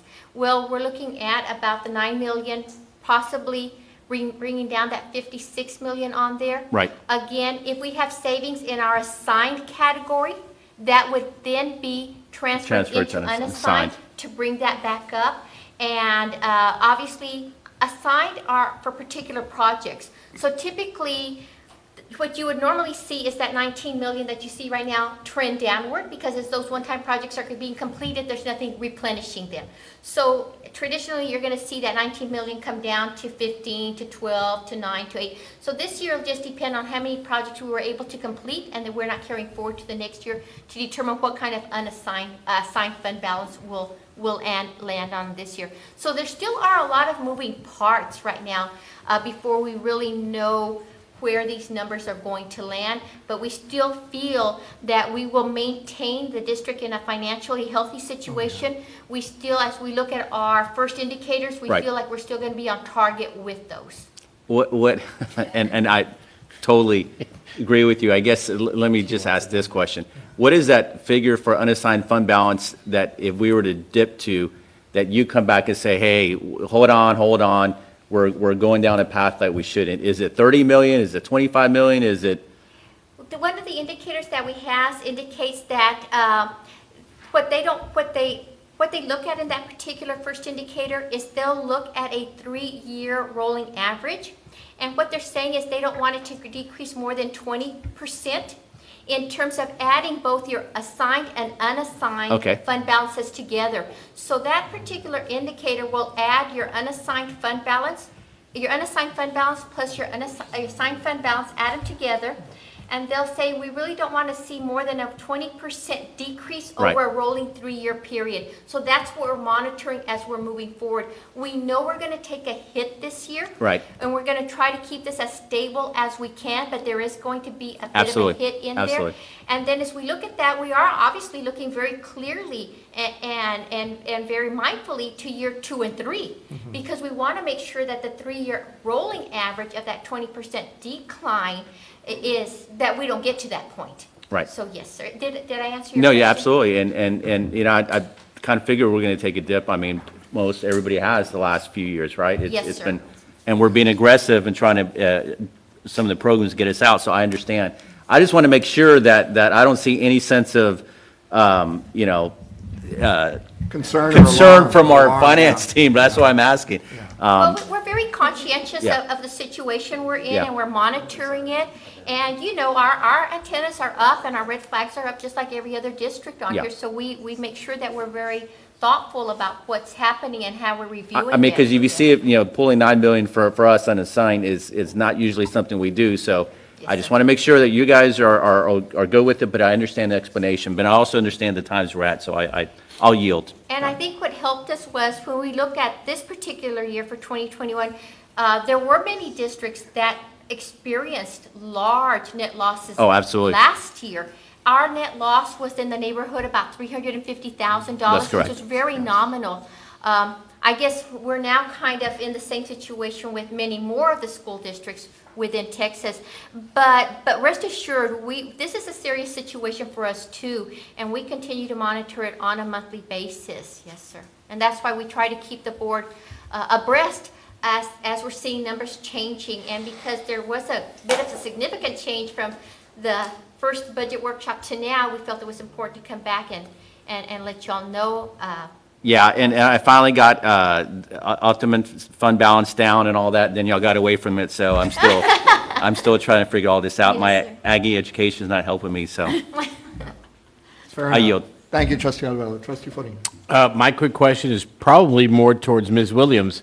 The PPE school health grant from ESSER, that's at $500,000. Did we land that at $500,000, or are we still, is that a possibility, and can that be more, can that be less? That's a rough estimate. Sorry, if you can come up to the mic so we can all hear. We can hear you in the room, but those that may be I listening. use my teacher voice. All right, thank you. We secured $832,611 for the COVID-19 School Health Support Grant. Approximately $500,000 of that was pre-award costs for PPE and then hygiene and cleaning supplies. So we will reclass that. We have approximately $300,000 to $400,000, give or take, for additional PPE, cleaning and hygiene, and then some for the vaccine clinics that we hosted. Excellent. Thank you, ma'am. I appreciate that. Any other questions about school health support grant or PPE or ESSER? And you're prepared. I know you're prepared. So it's- Are we getting more ESSER? Not at the moment, but we are working with Region 1 for another grant to help our nursing staff. Oh, good. So Is that with pay or with just with? with pay, could also help reclass some funds for the CNAs or CMAs that we've put into place at the comprehensive high schools. Awesome. So we're pending information from Region 1 currently on that. So Great. we're hopeful. We're hopeful. Any other questions for Ms. Williams? Thank you so much. Okay, Appreciate thank you. And that was a very good point, because they continue to look for alternate funding sources, as she mentioned, so that we can possibly offset some of our general fund expenditures to Yep. some of these other opportunities that we have. So we continue to do that on a monthly basis as those come up. Any other questions or comments from the board? The key that we all are going to be is we will have a balanced budget to be approved in June, as we always have, and we always will. And we will be there, and we will be in a comfortable position mindful we're going to have to continue to be cautious in what we do going forward, but it's all going to be centered on what we talked about earlier today, is finding ways for continued student growth and retention within the district. And making sure kids are in classrooms so that we get the ADA, but more importantly, so they learn and become successful, which is ultimately what we want. Any other questions or comments? And Trustee Alvarado. just a quick point, the UTRGV project, I don't know what to call it, that's already in this budget? Or it's accounted for, Not in this particular budget here. but it's in, Yes, what we're planning to do with that one is we're planning right now tentatively to bring that in as part of our original budget to be board approved in June.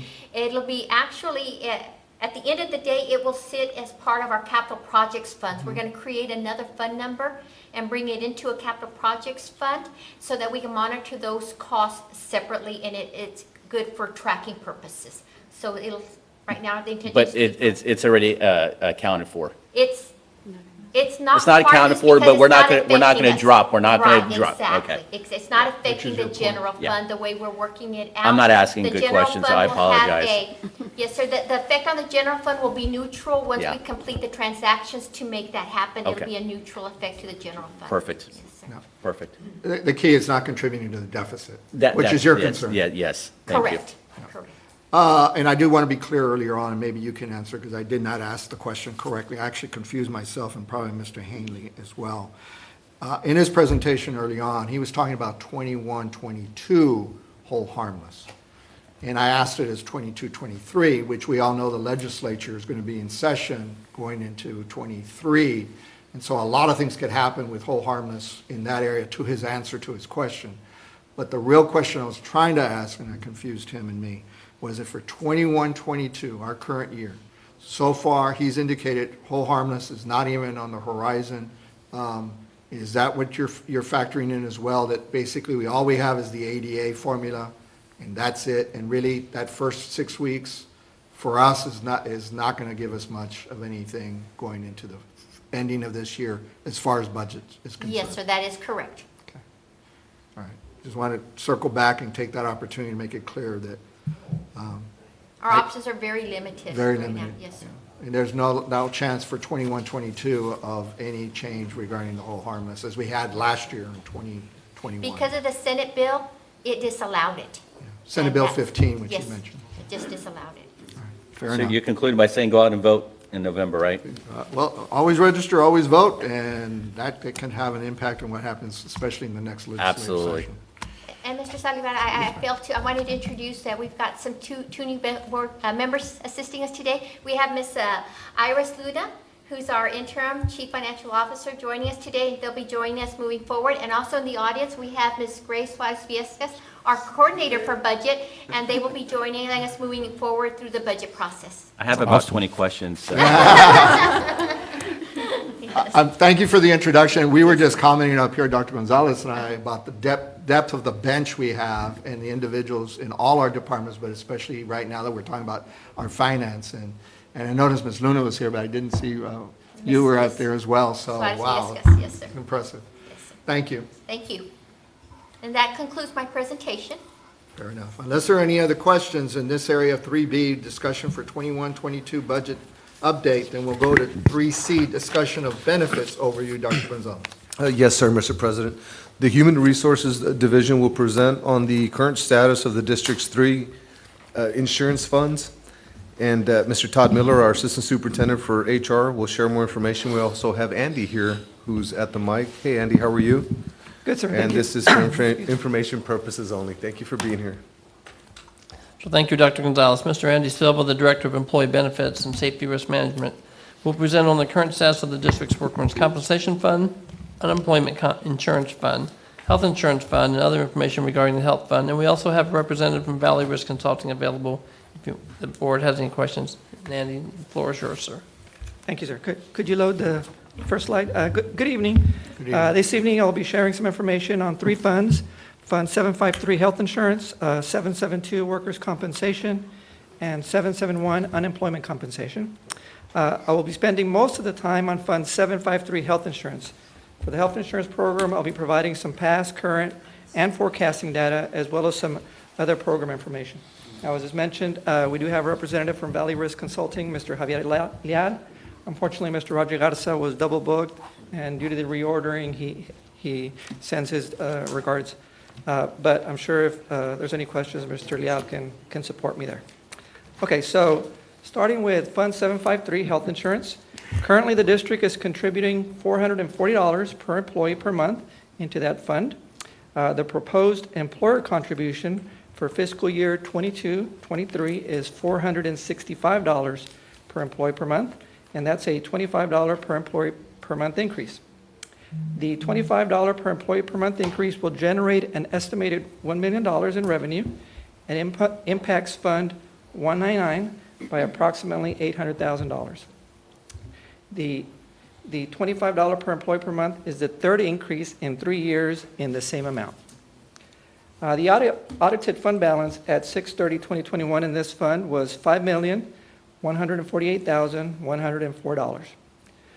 There is no optimum fund balance we are required to maintain for this fund, but we have established a best practice target of 3 months of claims expenses. The established optimum fund balance for this fund is currently $5.8 million. The projected fund balance at 6/30/22 is $4,128,955, falling further back from that self-established optimum target. As noted, an additional $25 per employee per month employer contribution is expected to raise $1 million in revenue, but based on the trending and forecasting, there is an estimated $2 million deficit projected for fiscal year 22-23. We are working with Valley Risk Consulting to develop strategies on how to close that $1 million gap that include modeling, employee cost share, cost containment strategies, and combinations of both. We will be providing more information on those strategies at a future meeting. The next one is Fund 772, Workers' Compensation. Currently, the district is contributing $1 million into the fund to pay for work-related injury and lost time expenses. Contribution is on a per employee per month based on a percent of salary by payroll classification. The proposed change for fiscal year 22-23 is to reduce the contribution rates by 50%. This would reduce the district contribution by $475,000 approximately. The fund balance as of 6/30/21 was $2,543,228. And like the health fund, there is no optimum fund balance we are required to maintain for this fund. So we have established a best practice of 20% of the long and short-term liability as determined annually by an actuarial review.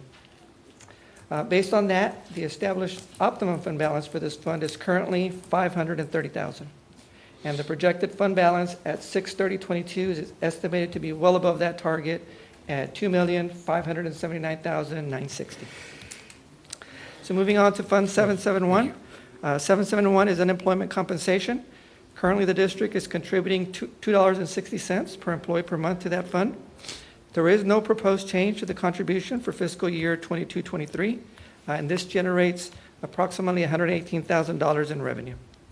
Like the others, there is no optimum fund balance we are required to maintain for this fund, so we have established a best practice of 2 quarters of expenses. So the established optimum fund balance for this fund is approximately $38,000. That is, of course, based on a pre-COVID claim history. The fund balance as of 6/30/21 was 0. That was because we had some very significant COVID-19 related losses. I don't have a fund balance estimate that I can report as of 6/30/22 with any confidence level because we are pending final bills for the third and fourth quarter 2021. We were provided the opportunity to defer payment penalty-free until final invoices are generated. And so we have not received the third or fourth quarter invoices because TASB is working with the commission to ensure that invoices reflect any necessary COVID relief credits that may still be applicable. I'm going to pause here in case you have some questions specifically on the unemployment and workers' comp, because the rest of the slides primarily relate to 753 health insurance. Any questions or comments from the board regarding these 3 coverages? So at this time, we are, at least, you have more presentation, I gather, but on the health insurance, we're not looking at, from what you're presented so far, an increase in the employee contribution? So that last footnote there on Fund 773, we're still looking at that. Okay. Because with the additional $25 per employee per month that currently the district is proposing to budget, that only generates about $1 million. And the projected deficit right now is about $2 million. So there's another $1 million that we need to find somehow. And so we're looking at potential cost-sharing arrangements, perhaps cost containments. I'm going to share with you some information on the International Pharmacy Program and some potential there, or combination of both cost containment and employee cost share. So our previous discussion regarding the cost containment regarding international, we never fully implemented that, is my understanding. So it is fully implemented. What we did not do is move it into a mandatory program. It Gotcha. is a voluntary program. Gotcha. And I'll be sharing some data on how that program did, because now we have a full 1 year's worth of claim experience. Now I understand. Okay, now I'm up to speed. Thank you. Any other questions or comments? Just for the record, I'm going to excuse myself on discussion on Fund 753 health insurance, as I am helping my employer support our insurance product. But on the other products, I don't have a conflict. Fair enough. Thank you, Trustee Alvarado. Next slide. Thank you, Mr. Miller. So on this slide, we have the revenue and expenses for Health Insurance Fund for the fiscal year ending June 30th, 2021. The expenses exceeded revenue by $2,468,781. There was $1,237,735 received in pharmacy rebates, and we did receive $1,036,297 in stop-loss reimbursements. So collectively, with that $2.2 million in additional revenue, the net loss to the fund that year was $194,749, bringing that fund balance, as I said earlier, to $5,148,104. Next slide. So how is the plan performing so far this fiscal year? This is a 7-month comparison of plan expenses from July through January or prior fiscal year 2021 to the same time period for this fiscal year 21-22. So in the first 7 months, we're already seeing an increase in cost over the prior period by about $1 million. While claims, RX claims, stop loss, and fixed costs remain flat, there is an increase in medical plan expenses. That increase in medical plan expenses is not totally unexpected. As you can see in the bar graph below, in 2021, the cost on a per employee per month basis was below the 19-20 year. That can be attributed in part to COVID-related deferral of treatment and postponing of elective procedures. And as members are seeing their providers and again are scheduling elective procedures, the costs were expected to go up. And we think that's what we're seeing already. The cost is currently trending even beyond what was projected of the $670 per employee per month. Through January, it's at $674 as compared to the $619 for the same time period last year. Next slide, Mr. Miller.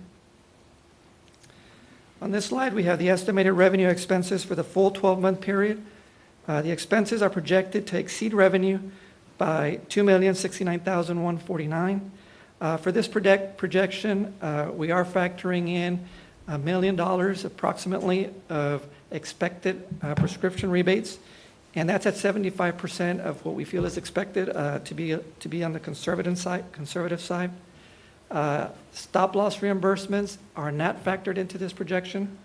As you may know, stop-loss reimbursements are not for sure any given year, and the amounts do vary if they do materialize. So for this projection, we left them out. However, it should be noted that we do actually have some that are pending approval, so we do hope to get some reimbursements. Based on these projections, with consideration of the estimated rebates and no stop-loss reimbursements, the net loss is estimated at $1,019,149 for the fiscal year, which will reduce the fund balance to $4,128,955 at 6/30/22. Next slide, Mr. Miller. So this slide provides some history on the pharmacy plan cost. As the table reflects, the RX claims expenses have been increasing over the years, but what has also increased is the amount of RX rebates the district receives back. The rebates per script increased significantly starting in January 2020, when we contracted with the current pharmacy administrator, Araya RX. These rebates are having a big impact on reducing the overall cost of the pharmacy plan. We are in the final year of a 3-year agreement with Araya RX, so we will be evaluating providers again and examining their rebate programs very closely through that process. Next slide, Mr. Mayor. So International Pharmacy, Mr. Salivar, here's what we have. So effective January 2021, we introduced an international pharmacy component to the RX plan. This is the program that allows for members to fill eligible medications through the mail from an international pharmacy, and that's primarily from Canada. The program is voluntary, and only certain high-cost drugs are eligible. The incentive to the employee is that prescription copay is waived if they elect to participate. The benefit to the plan is that the cost of drugs filled internationally is less than if filled domestically. So this is 12 months worth of data that showed 234 claims were filled internationally in 2021, and that saved employees $11,165 due to the waived copays. And the plan benefited by a savings of $369,717, which is about 59% as compared to the U.S. cost, even after consideration of lost prescription rebates. As you can see here, claim counts did start off slow in the first three months, but we're encouraged by the results over this 12-month period. And as shown in the table below, there is still some more opportunity here. There are 290 members that filled 1,353 prescriptions during the 2021 year that are eligible for this program. Had they filled these prescriptions internationally, they could have saved $48,411 collectively in copays, and the plan could have saved $785,257. This is one of those areas we are taking a hard look at to see how we can improve participation. And in the closing slides, I will share some of the outreach efforts that we have been doing to help promote this option. Thank you. So this is some history on the employer and employee contributions. The double blue line is the employer contributions. The red represents the employee-only tiers, and the black dashed line represents the spouse and dependent tiers. Here you have data dating back to 1011. So in 1011, all employee plans and tier cost was increased by $22 per month. In that same year, the employer contribution was decreased by that same amount, $22, to $329 per employee per month. From 11-12 through 16-17 school year, there were no changes to the contributions to either the employer or the employee. In 17-18, there was increases to the employer contribution by $50 per employee per month. In 18-19, there were increases to employee contributions that range from $38 to $128 per month, but only for spouse and dependent tiers.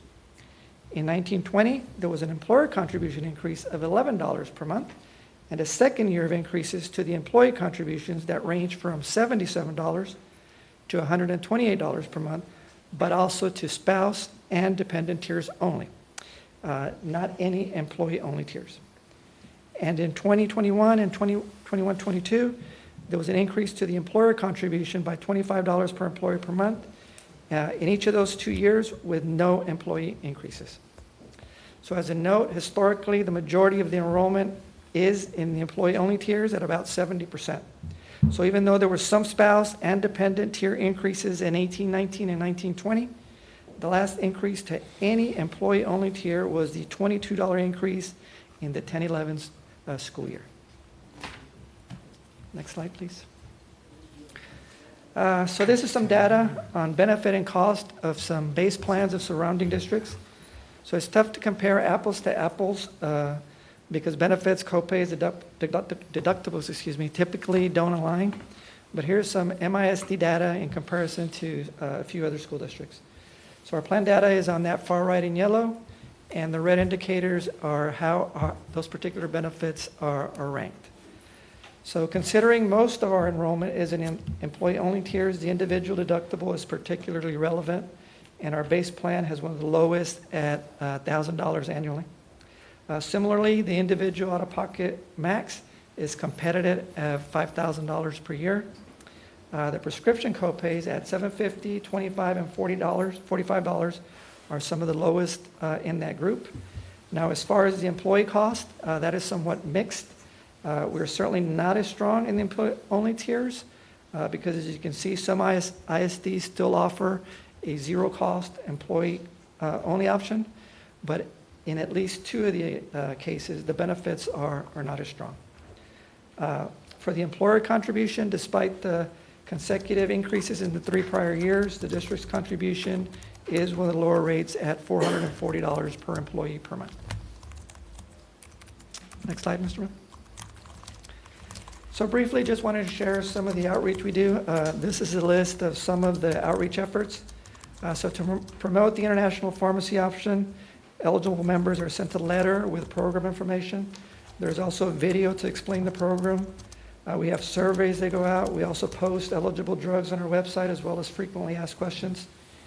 For benefit information and education in general, we distribute worksite posters on various topics such as disease management, MD Live, and other benefits.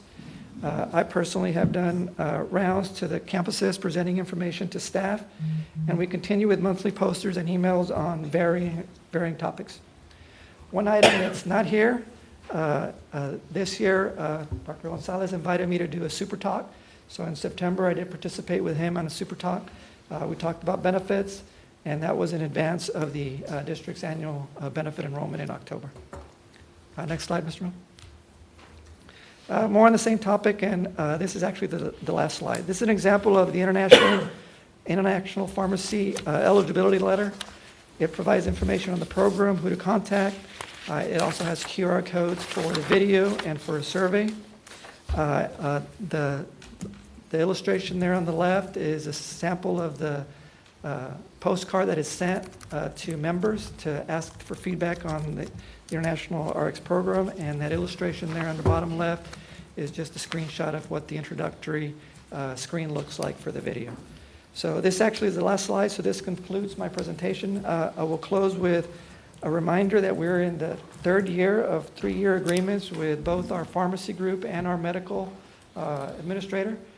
So we'll be going out to bid here pretty soon, and we hope to have that process wrapped up in the summer for a January 1st, 2023 effective date. And with that, if there's any questions, I'll be glad to take them.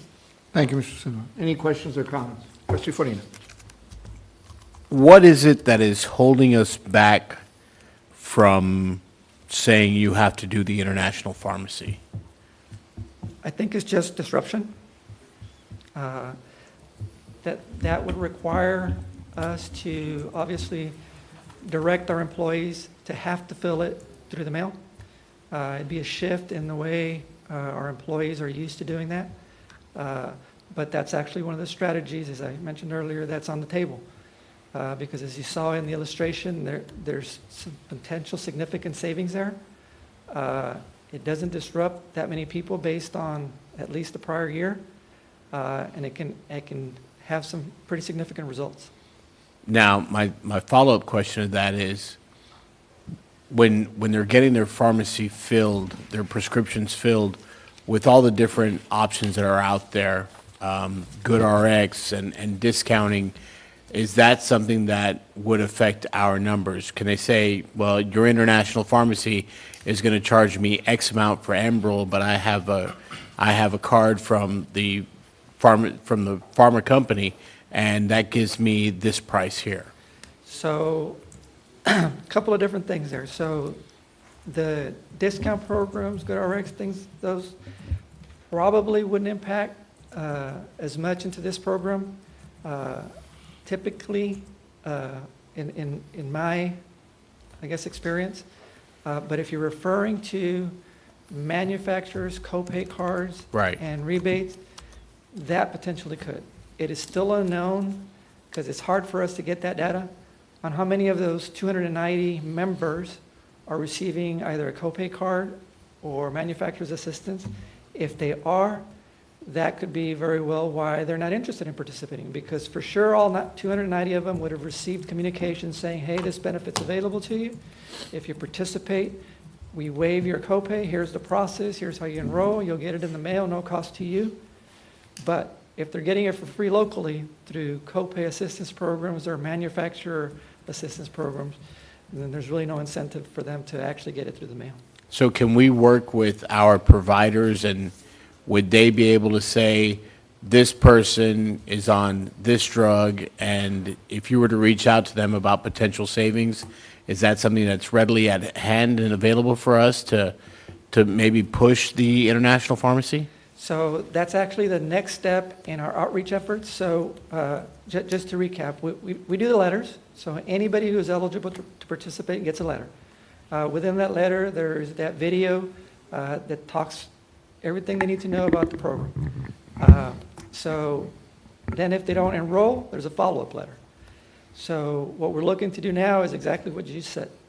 Find out, get that list, and have our group either start making calls or somehow follow up with them to see what is holding them up. Is it that they don't understand? Did they ignore the letter? Did they not understand the letter? Are they getting copay assistance or manufacturer's assistance, and that's why they're reluctant. So that's actually what we're working on now to try and get additional feedback from our employees. Awesome. Thank you, sir. Yes. Thank you, Mr. Silva. Any other questions or comments? Thank you for your presentation. Hope you feel better. You seem like I think it's just allergies. Okay, fair enough. I'm good. It's karaoke All night. right. Thank you. Thank you, Andy. I still hope you feel better, because I know allergies could be something, oh, that's horrible. But anyway, we'll go to 13E. If there's no other questions or comments or any other item that a board member wants to discuss regarding the budget preparation. We'll go to 3E, report regarding enrollment landscape. Dr. Gonzalez. Yes, sir, Mr. President. The enrollment report is from our Strategic Partnerships and Student Outreach Department. We have Ms. Lisa Cavazos, our Director for Strategic Partnerships and Student Outreach Program, who will present her report, and this item is for information purposes only. Good evening. Good evening. Trustee Farina, there's a thing called like a seventh inning stretch or something. Do we need to bust that out? We need to do that, maybe. We I'm can not do sure. that. We can do that. I think the only thing that's harder than going right before lunch is holding people back from their dinner, so we'll make this good. Thank you for having me this evening. I'm here to present our enrollment landscape.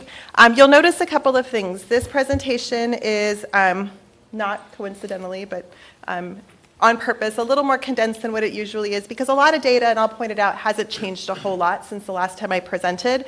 And we also began the process of quarterly reports, where we can kind of take this and chunk it into smaller segments that are a little more digestible. But nonetheless, there's some good stuff we'll go through. The little table here on the left-hand side of the slide is going to take us through the agenda of the presentation. We're going to start with factors affecting the population of students zoned to McAllen ISD. That's going to include birth rates, overall population, and population of school-aged children. We're going to talk about where our students go when they leave us. We're going to talk about our out-of-district transfers and enrollment trends. I'll wrap the presentation with a summary of our student outreach efforts and where we are to date. So starting with factors affecting our population of students zoned to McAllen ISD. This is not going to be crazy different than what we have seen in the past. So big headline here is that our live births in McAllen are decreasing, right? This last year we saw a teeny tiny, like 40 baby increase, but really the overall trend is that they are decreasing. Families are having less children in our area. Our population as a community is increasing. However, our projected population from the 2010 census to the 2020 census was projected to increase 25%, and in actuality, we only increased about 9.5%. So we are increasing, but at a much slower rate than we had anticipated.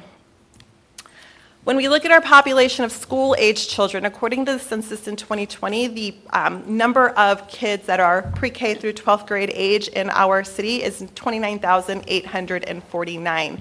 That number is up slightly from where we projected this in just a couple of years ago in 2020, and only 17,853 of those students are actually zoned to McAllen ISD and enrolled in McAllen ISD. That leaves a gap of 11,996 96 kids that are not with us. So that's about a 60% enrollment rate of students that census say are actually enrolled to us. So when we look at those kids, we have that big pie of 29,849 kids, and that purple piece of the pie, 60%, are ours. They are zoned to us, they are enrolled in our schools, those are our babies, right? We have another group of kids, 9,939, 33% of that pie, that are actually zoned to other public schools. That includes local ISDs, other ISDs elsewhere. All that really means that they have a permanent address that is in McAllen, Texas. Also charter schools, magnet schools, so on and so forth.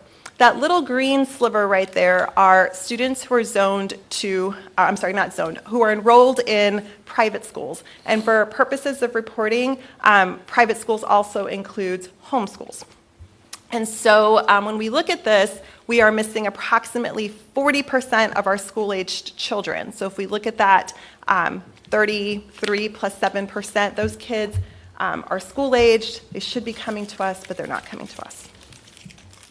When we look at population of school-aged children in terms of live births and pre-K enrollment, we're had a slight uptick a little bit. 54% of our total live births that would be eligible by age for pre-K are actually coming to McAllen ISD. As of the time of this report last week, we were at 1,042. This continues to be, and I'll talk about this at the end of the presentation, a major area of focus for us. We are increasing this number on the daily. So we are up 340 pre-K students since the first day of school, and only 24 students under where we were this time last year. Wow. This is the same chart, but now we're looking at 5-year-olds, kindergarten. So we are holding steady at about 57% of live births being 5 years old by September 1st for kindergarten, and our current enrollment is 1,180 students. This is also a point of entry. We really believe strongly in building the base, and our kindergarten cohort has grown 137 students since the first day of school, and we're 57 under where we were this time last year. So where do our kids go, right? So when we look at students who left us during the school year, this is a breakdown for the last several years. We're at 1,117 kids that have withdrawn from McAllen ISD schools to date. That is about 5.4% of our total enrollment. And it compares, well, it doesn't compare because this is to date. Previous numbers that you're going to see are for the entire year. So last year we hit an all-time high of 13.5% of our enrollment actually withdrawing throughout the year or not returning as of the first day of school. Where do they go? So when we look at this number, this is not this year's data, this is last year's data, and I'm showing this to you for a reason. When we looked at our leaver data, we were not too far off. We were about 100 students less at this point last year. And when we asked the question, where did our leavers go or withdrawals go, about 37% of those kids left us for neighboring ISDs. These are considered school districts that geographically touch McAllen ISD. Mission, Edinburgh, PSJA, so on and so forth. At the time... Excuse me, Ms. Cavazos, did they move there or they still had a McAllen address? That's a great question. I'm going to answer it in like 6 seconds. I'm so sorry. No, that's okay. I knew I should have asked it. That's okay, that's okay. Give me 1 second. I promise I'll answer that question. So at the time, it was neighboring districts. And second to that was relocation. And when we think of relocation, it's not I moved to Edinburgh, but it's I left the area where we really don't consider you a great candidate to transfer, right? You are really beyond the proximity. Exactly. It's not really realistic to ask you to come to school. 17% of those kids were special circumstances, and then only about 93% were electing to stay home, what we would call homeschool. I'm going to show you that, and I want you to compare it to where we are this year and look at the difference.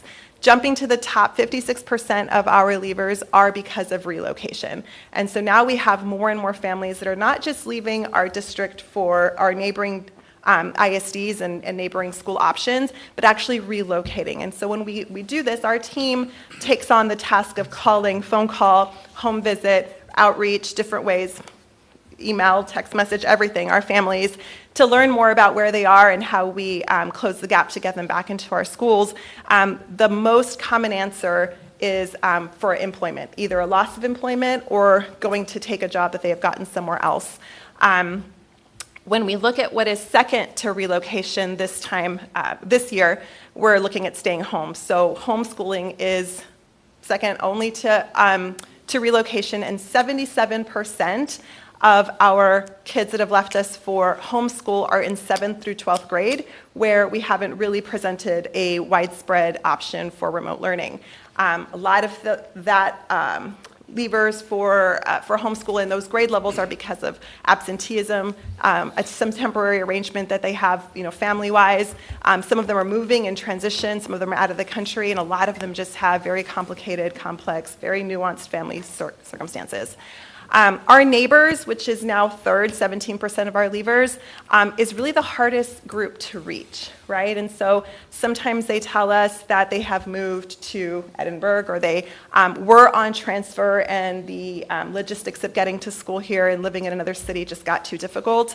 But most often they just no longer answer our phone calls, they no longer answer their messages, that kind of thing. They are truly the hardest group to reach. The change of address is the reason most cited, and a lot of them have elected to go into programs that are self-paced, credit recovery, learn at your own kind of pace, that kind of thing. So when we look at the difference in kind of just the landscape of withdrawals, it's changed dramatically from where we were this time last year. Did that answer your question, sir? Most definitely. What I was getting kind of confused, and you helped clarify the definition. I saw neighbors, I saw relocation going way beyond the proximity. And I saw neighbors as they still live here, but they're going to a neighbor's school. Did I get it right? Yes. Or am I still off? Yes, no, you Okay. got it right. You got it right. We really consider neighbors as folks that could really still be in our schools. So maybe they did move to far, but through the transfer process and some creative logistics, you could still come to school here, right? We think of relocation as really moving outside of the area. Our PEAMS team has really helped this process by initiating a leaver code, a withdrawal code. That codes, the state of Texas calls a withdrawal that is in another Texas public school 80. We have started using 80C, which is 80 within the county. So we know that they are somewhere in Hidalgo County, which gives us a good chance of getting them back. So, and again, I may be ahead. We're at $4 a gallon. Today I saw that.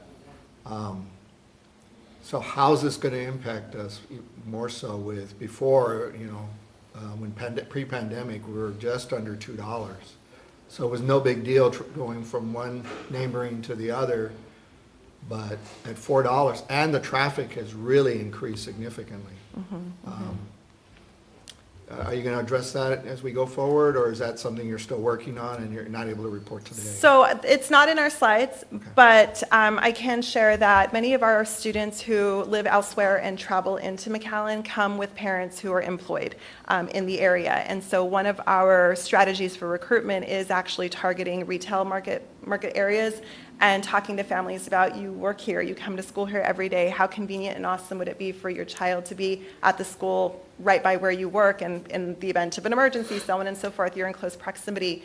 You both get to be on time instead of picking who gets to be on time if you're driving from one extreme to another. And it's actually very attractive for business owners, folks who work in our city, to bring their kids here as well. Especially if there's an emergency or circumstance they want to be there to participate Exactly. with the child. Exactly. Good, excellent. All right, thank you. Yes, sir. So this is a little bit different. So these are students, and you'll see a listing there of both ISDs and charter schools, and where kids that are zoned to McAllen ISD, and that is based on their permanent address, that attend elsewhere. Now, these are not the same as withdrawals or leavers from McAllen ISD, because some of these kids may have actually never stepped foot on one of our campuses. They may have, from first day of school ever, elected to go to another school district, but again, they have a permanent address that is within our school district. And so at the top of that list is Idea Public Schools, followed by South Texas ISD, Vanguard, Montessori. The green number that you see on the extreme right is the change from the prior year to this year. And so you see that increase for Idea of about 14%. South Texas ISD is down about 3%. Horizon Montessori is down notably 16%, so on and so forth. There was no change in our exchange of students with Edinburgh. So I want you to note that. And I want you to note the very last number on the slide that says that our overall out-of-district, or transfers out of our district, I should say, is up 4.57% from where it was a year ago. So now we know where about 5,000 kids are, right, that still leaves about 5,000 kids that we don't know where they are. So remember, that population estimate, that 29,849, is based on census data and what they say our school-aged population is. There's some little asterisks that need to be added to that number because there are areas in our city, as you know, that are technically McAllen, Texas, but may not be McAllen ISD. Right? There are also lots of things that happen in a family's life from birth to 5 years old or birth to 4 years old that may have actually put them in our area at the time of birth for a birth rate, for example, or for as a 2 or 3 year old. By the time they actually reach school age in the next census, they were actually relocated somewhere else, right? So that number is call it a squishy number. It's a squishy number because there is lots of variability and lots of possibility in that number as well. So there it is. We can not account for approximately 50% of school-aged children not attending McAllen ISD. So when we talk about private school, and again, the census uses homeschool or uses private school to also describe homeschool, really the brick and mortar private school options have remained unchanged. And last year we saw them have an advantage during pandemic at the height of quarantine and remote learning, in that many of the private programs offered in-person, no device, sort of traditional classroom settings that were really attractive to parents who were seeking that. Things really equalized this year with the return to school, and so we're not seeing so much a loss to private school as we are a loss to homeschool, which again is lumped in that same category. So when we look at homeschool, though, from last year to this year, leavers for homeschool have doubled, and again, that number is 77% of that 182 are kids in 7th through 12th grades who are seeking that option. So let's look at our out-of-district transfers. So these are kids who are not zoned to McAllen ISD who are coming to McAllen ISD. And I've asked you to remember a number from a few slides ago that looked a lot like this one. That was 4.57. I put a snippet there on the right-hand side in case you forgot. So these are kids that don't belong, that actually all of our babies belong to us, that are not zoned to McAllen ISD but choose to come to our schools. I hope you remember that we had a 0% difference in our loss to Edinburgh, but we have 14% more kids from Edinburgh coming to our schools, 9% more kids coming from Sherryland, 10% from PSJA, Mission is 13, so on and so forth. And our overall increase in transfers transfer population of kids is 14% from a year ago. So more kids coming to McAllen ISD who don't live in our schools. Great, this is a great slide. It's delicious, isn't it? Absolutely. Let us savor it for a little bit. Y'all done a lot of hard work on I this. miss Trustee Pena. Y'all done a lot of hard work on this. I'm just curious, where does IDEA fit into this slide? Would they go under like Edinburgh or Sherryland? That's a great question. IDEA will never show up on this slide Correct. because no one belongs to IDEA. Correct. Right? And so when you look at recaptures, they are one of our highest recapture sources.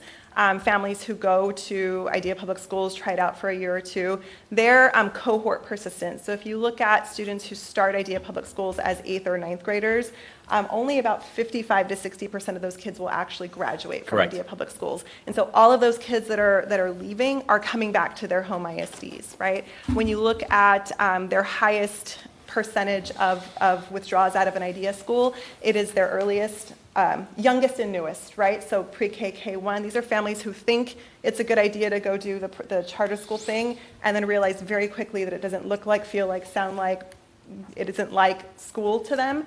And so they come right on back to what is comfortable and what is familiar and what works for their family. And so we'll never see them here because they don't belong kids don't belong to IDEA. That's sort of like the path, the alternate path, right? But when it comes to kids that we get back, a lot of them come from IDEA Public Schools. So Edinburgh has 982, and then they took about, I think the slide was 175, whatever, Muscle Meadows. We have no idea how many of those actually went to IDEA schools in Edinburgh. From... Right. So from the list, that we have 992 students from Edinburgh CISD? Yes. But we don't know how many, that's just Edinburgh Oh, CISD. that's a great question. Okay, so all of those are Edinburgh CISD. Okay. Right. All of those are zoned to Edinburgh CISD. Now, what you're asking is, were any of those Edinburgh kids attending an IDEA school First, and then came to but us? they're zoned Edinburgh, and then they came over here. That's a great question. I'm just curious. That would be a delicious slide. I will work on that for the No, next I quarterly mean, update. I think that's, because that's the highest one that takes from us, right? But I don't think, I mean, I know we get students back from IDEA. There's Absolutely. no doubt. It'd be great to kind of change the narrative. So how long have you been in your role?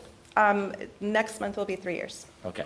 So before Dr. Gonzalez and his leadership team had the foresight to open this up, we just took the punches. And so now we're starting to tell our story, right? Because if, I give IDEA credit, their little slogan about, we'll get everybody into college, it resonated with people. Well, we could say the same thing. If you want to go to college, we'll get you to college. And I think the one slide that she always tells me, Ms. V, is more importantly, when we graduate from McAllen ISD, you have a better chance of graduating from college, which is more important than just getting into 100%. college, right? Finishing is what counts. I know your team is telling that story, so I'd like to see in the numbers, because this is great. Y'all have done a tremendous job, because if you weren't here, the numbers would be even lower than they are. And it's not because of our brand. Dr. Cavazos from Harlingen said our brand is strong. It is. What's not strong is cost of living. And unfortunately, that affects us. We're landlocked, so, that's the true thing that we're never going to beat. So I don't think we're ever going to get there, but I just want to make sure that we're not losing the students that, should be here because we offer the best options. And it sounds like y'all have done a great job of telling the story. So I just wanted to stop you. I mean, these are great. You can see everything that your team has done. Thank you. I appreciate that, sir. As you were talking, I promised I was totally listening, but I'm thinking about the transfer process. It's okay. I'm used to it. My wife does the same thing to me. It's because you asked so many good questions before you started with your comment. But we have a transfer process, and so Right. we have moved that transfer process onto an online platform called SchoolMint. And so we're able to see students who come into our district who are choosing to go to a school that they're not geographically zoned for. And for those out-of-district kids, we can see their current school. So are they coming from an STISD school or a charter school or magnet school, whatever, and then where they're zoned to. And so they come to us with the transfer process because we don't see the kids who are at IDEA and they belong to Milam and they come back to Milam. They don't need a transfer, they just come back and register at home. But if you were zoned to South Middle School and you were at an IDEA school and you don't want to go to South and you're done with IDEA, you're coming to McAllen ISD, you have to come through the transfer process. So we'll have a really great number to share next time I present. Absolutely. Awesome. This is a fantastic slide, and it shows the body of work that you've done. But as you were presenting and discussing, especially at this later point, and I don't know if it falls within your role or someone else's role, Dr. Gonzalez, but there's a twofold here. It's attracting and retaining students concept here. But the other is we have an open enrollment within the district where students, a significant number of students would have left us, but for within the district, they're allowed to go to a different campus. And my understanding last year in our discussions, I think it was over 2,000 students that are not in their assigned home campus. Yes. So do you have that information? Is that something that falls within your area or that you It does track? fall within my area. I think it falls within several areas. That information is really important for transportation, for our department, for re-registration purposes, student ops. It's information that I'm actually working on. I don't have it completed now. okay. I can tell you that that number is about double what it was before. We're looking at more to 3,000 to 4,000 students that are actually not sitting in the campus at their zone. It's complicated data to grab because it relies on polygons that are the actual district map, and then actually mapping addresses of where a student lives versus where they go to school, and then if they match, they're going to where they go. If they don't match, then they're going somewhere else. And unfortunately, with the closure of Bonham, that changed our polygons a little bit, which means the system has to be almost completely reworked. And so we're working on updating that data to have real. I had data, but only for about 17,000 of our 20,000 plus students, and I didn't want to present incomplete data. Yeah, I think that's important to note because it seems that we still, as a board and as executive leadership on the board, we go between we're still with traditional neighborhood programs, and then we're more aligned with services and programs that the families want or the students need. And it seems like it's starting to move in a direction where neighborhood schools for at least a significant number of our population doesn't matter to them. They want the programs and the services that align to their students. Do you sense that could be escalating, or do you think it's just an aberration because of the pandemic, or a combination of other factors? I think it's a combination of a lot of things. I think there may be some instances, but I also think that McAllen ISD does a really great job of really rolling out programming so that it is accessible to students in whatever. If my kid wants to play chess, they can do that at whatever school that they are zoned to. If they want to be on a great robotics team, they can do that. Of course, our athletics, fine arts, so on and so forth.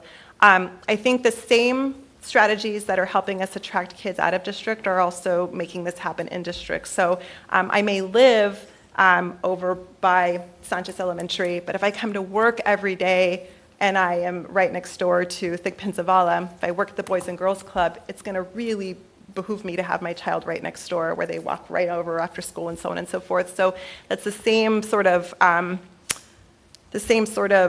attractiveness to an out of district. You know, this is where I live, this is where we go for gas purposes, all of that after school, like this is what's easy and convenient, and that we can offer that for them in their own district is a good thing, but it does mean that there's a lot of mobility in and out of our schools within. And that the district's receptive to being adaptive to those concerns on an individual basis and address them. Absolutely, absolutely, absolutely. Our principals are amazing and at accommodating and knowing that at the end of the day, we want to work with the family and we want to provide an opportunity for a child to go to school where it really works for them and their family. Okay. Awesome. So these are out-of-district transfers. So this is my favorite slide. So if you look at this, we go all the way back to 2014, and you can see we started with about 3% of our total enrollment was from out of district. I want to fast forward to 2021. Last year's snapshot number was 21,602, and 13% of our enrollment, 2725, was out of district. Snapshot this year was October, the last Friday of October. We were at 2557, 13%. From snapshot October to last week, we had increased 515 out-of-district students enrolled in our schools. So that is very exciting as we work to bring kids back and recruit more kids to fill our schools. Very good, very good. That feels good, thank you. Enrollment trends. So here's a slide. Your peers are going to be saying, I never get a clap, and I give good information. I know what I'm talking about. So anticipated, so I really struggled with this slide. Ms. Felix and I talked about this slide a lot because we didn't know what to call that anticipated word. It's not projected. These are not goal enrollments, but we use different sources of statistical software to basically look at everything from trend to birth rates to what we have seen as attrition, so on and so forth, and it gives us a best guess number. This is not a goal. This is not the number that we're trying to reach. This is also not the number that we're budgeting toward. This is just our best guess of where we might land. And so when we first looked at this data back in 2019, of course, pre-COVID, it had us hitting 22,029 in 2020, 21,183 in 21, and 23,37 in 22. And so while my goal, my hope, before we knew that we were going to be in a world pandemic, was to match the 2019 number and then gradually create that U to bring us back up, what we have been able to do is beat all of those anticipated or projected enrollments by about 400 kids in year one, a little over 400 in year two, and right now we're at 308, but still working hard. So we're at 2645 currently. Okay, this is fantastic. So the gray line is our daily enrollment last year. Right? And so we get a daily enrollment report that comes out every single day, 4 o'clock. You see how many kids and who those kids are that are enrolled with us. We take that number, we dissect it down, we get our student list, we know who's left us, we know why we start making our phone calls, all of that kind of stuff, we make our game plan. That blue line is this year, right? And so in the grand scheme of a small chart that fits on a screen for an entire year, that doesn't look like much change. But let me show you where we were from the first day of school to this point in time last year. That's the gray line. We had actually lost 192 kids from first day to now. Anyone want to take a guess at what the net change is from first day of school to current? It's over 2,000. It is 2,362 kids. I looked at the slide going. I was good. I have the number right here in front of me. Sydney's going, wow, that's impressive. I was really impressed too. Dr. Gonzalez's face was really good. He was impressed too. Yeah, so actually this is not anything this is not anything that we've ever actually seen before. So typically we start out pretty high. We take a dip with kids that we anticipated coming in that actually didn't show up. We bring kids in, we find kids, we bring them in, come on, first day of school, don't you know, come on, let's go, here are the supplies, let's get you in your classroom. We level off, and then about right now, towards the end of the year, we start to lose kids. We have reached a point of leveling, which I was kind of bummed about, but you know, it had to happen. But up until about 2 weeks ago, we had experienced a net increase in enrollment every single day since the first day of school.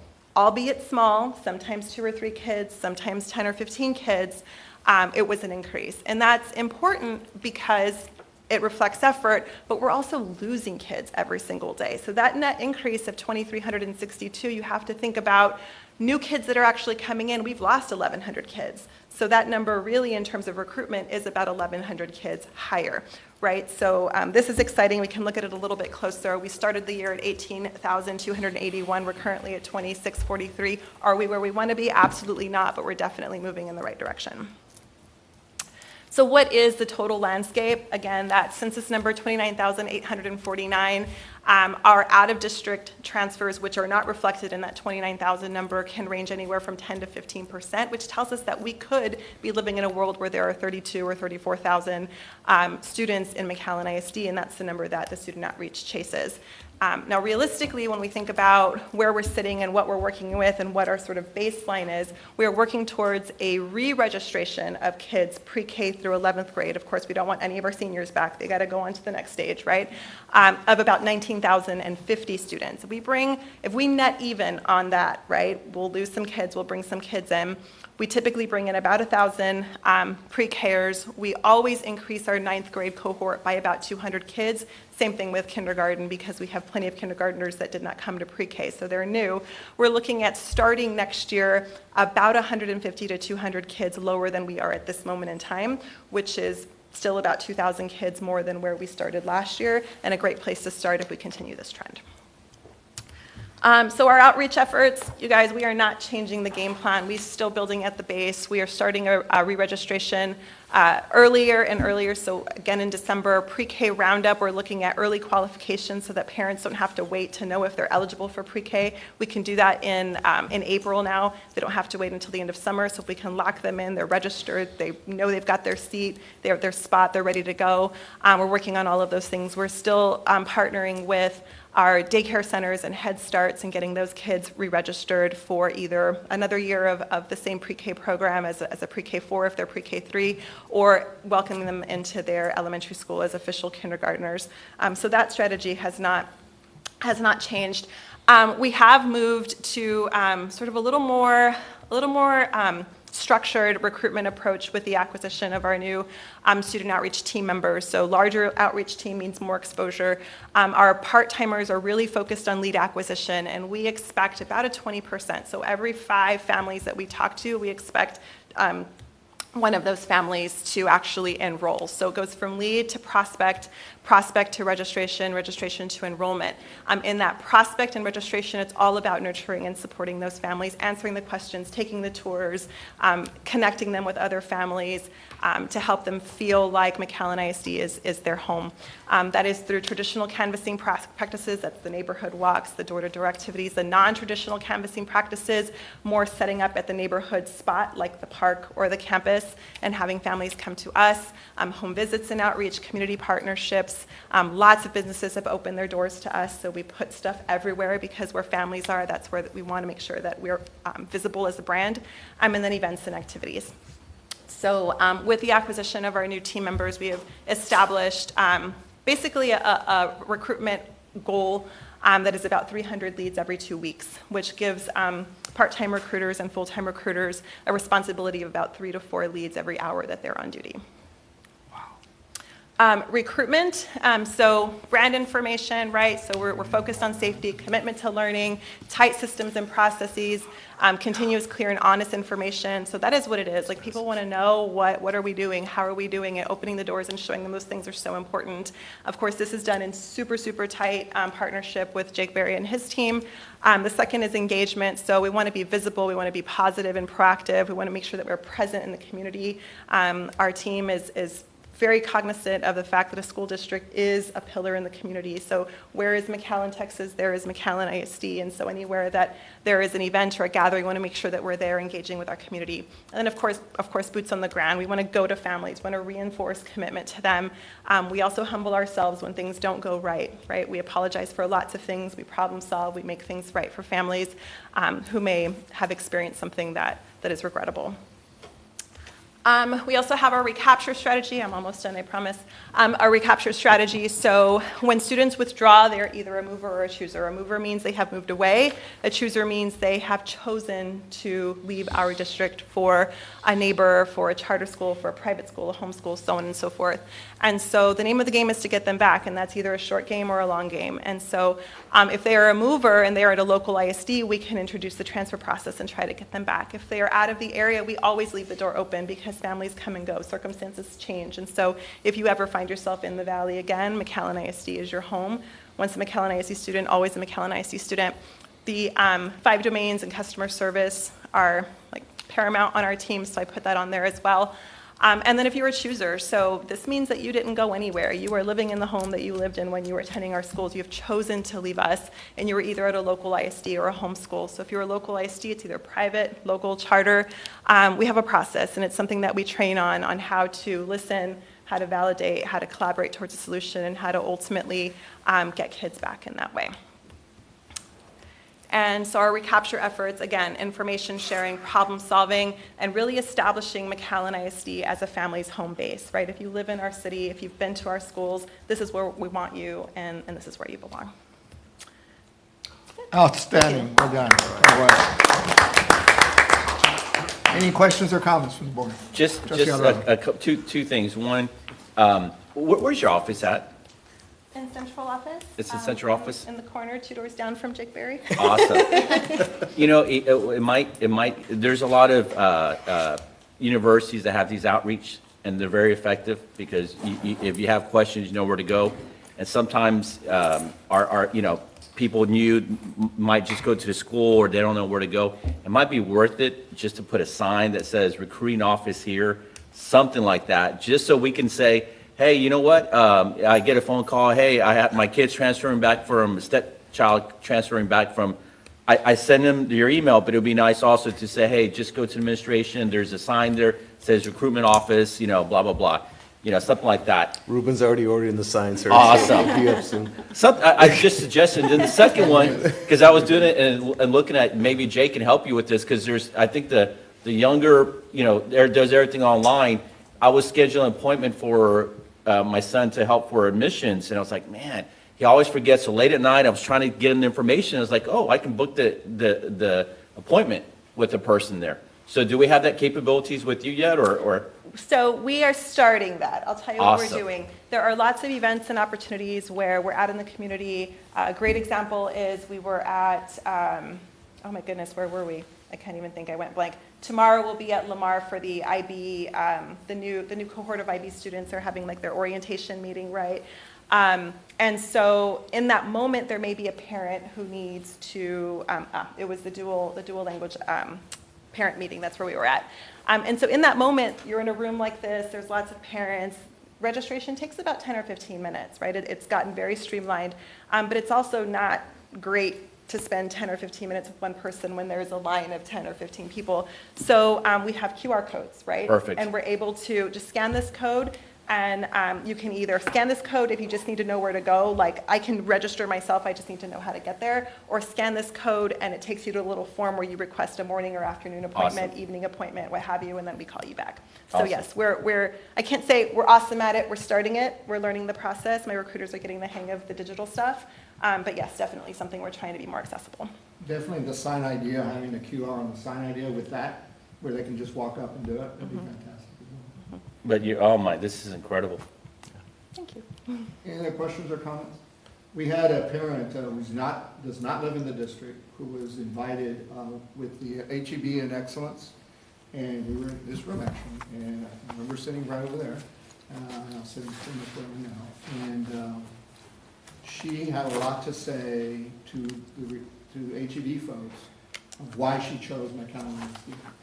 And the main reason she did, because I asked her, why did you choose McAllen? I saw them at a location, I can't remember where it was. Hunter's Expo. Hunter's Expo.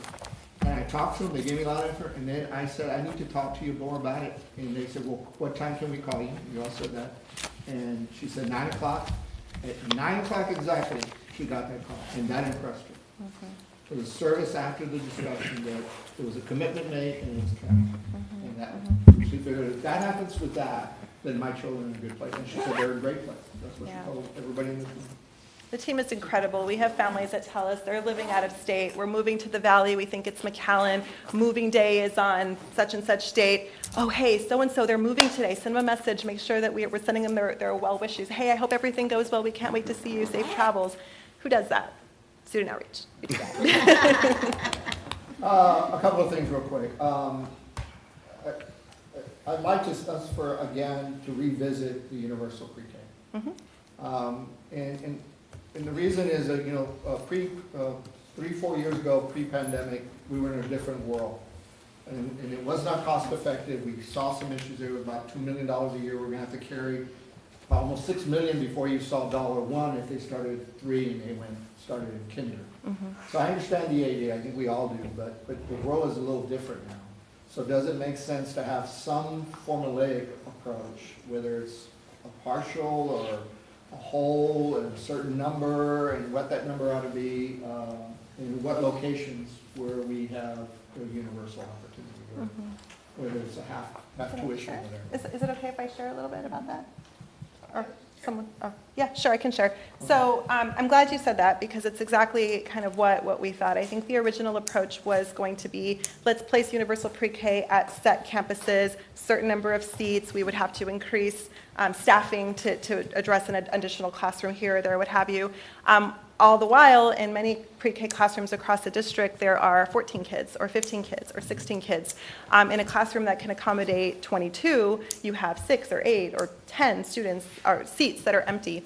And so the formula that has been, it's not a straight, very hard formula, but it's definitely kind of a rule of thumb. Anywhere where you have 18 students who are eligible for pre-K, let's fill the rest of those spots, 4 more in a classroom, with universal spots, right? So then you can add more kids to a classroom and to a pre-K cohort without actually impacting your cost at all, because those 18 kids are already sitting there, the teacher's already teaching, let's just fill the rest of the seats. It's the same concept as driving a bus. You're paying for the driver and the gas with 5 kids or 50 kids. It's going to cost you the same. Yeah. So we are going to be looking to expand and fill spots, and if we have 6, 7, 8 kids with. As much as there is demand. Currently, demand is rough, because I think we've saw 340 kid increase in pre-K. The majority of those are eligible for pre-K. We're also seeing more families finding themselves eligible for pre-K. But where there is a choice, a lot of families are still choosing to keep their kiddos home. So now it's the sell of the benefit of a high-quality pre-K program for your 4-year-old. What about those, again, I want to spend a whole lot of time. It seems like you're on the right track, so it's good to hear. So I really appreciate it. The other is dual language. I have my feelings about it, but at the same time, there was some information presented recently. All I'm asking is to be validated. I keep hearing this 100,000, but every time I look at the information and I look at it doesn't come out to that. I think there may be a misunderstanding what that quote 100,000 comes from the state. It's not a lump sum. I think it's a gradual based on per student enrollment in a dual language program. That's the way I interpret it, the statute 833. But just validate that information that we were given. That's all I'm asking. And see where we ought to be and what we ought to do. Because I think there may be some opportunities there.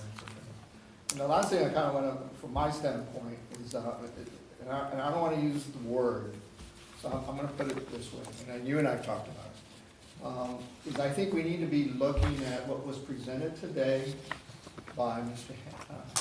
Haney. take it for a grain of salt, I get it. We don't know what's gonna happen in the next legislative session, what the governor mentioned regarding, the 2/3 supermajority and all that. We don't know that's gonna happen, it may or may not. But we do know it's gonna be a difference in M&O, and how the funding is. If you look at how Tier 1 and all that works out, there's less and less money is gonna be coming to M&O. I mean, I don't know what they're gonna put in its place, but it doesn't look good for at least another year. So I'm suggesting that we look at a way of looking for funding in the November ballot. And that would mean that we would have to have things taken off the shelf and put on a list based on priorities for a board action no later than July, because you gotta go 78 days back. So I don't have a majority here, and I didn't want to get into a whole lot of discussion. It is a late hour. I'm not saying I'm not buying or selling, but I am kind of wanting us to be, because for 17 years after the last successful action, we're 7 years from the attempt.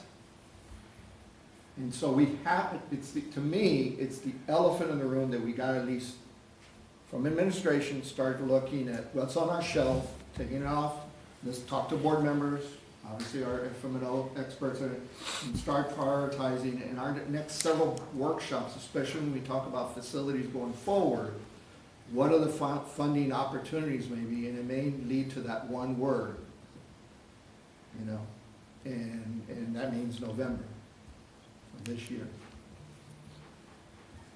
That makes sense? Yes, sir. Anybody else have any other thoughts? I mean, I know where you're going with this, and I understand why. I just think in today's climate with inflation and everything else, I don't think it stands a chance. But I agree, but if everybody were here, I would say, before we say no, let's talk about what we need to talk about, and let's see what that might look like. What other districts have called, they've done, they're in the process of doing some as well, they call them mini. Is that they look at, like for example, the project that we talked about today, would that have been something that we have time enough, that maybe we go to the community for funding, and maybe another item for example, like Travis. And so you take the Travis Middle School and you take this project, it's under 50 million. That may be palatable, especially when you say, hey, this is what's gonna get us in return, and we're not asking to go for a home run, and we know it's an ask, but we're gonna take the pennies that we're about to pay off in 2013 on the INS side from the 2005 bond, and maybe refinance that as well into the whole package. And we're taking care, we get a new school we need, well, actually two, because you'd be talking about the UTRG facility, you'd be talking about that's just my thought. And then taking what you currently owe on the remainder, which is all on the INS from the 2005, and repackage that, and your rate may not increase at all. So again, before we say no, I think we ought to look to say, hey, is it even possible?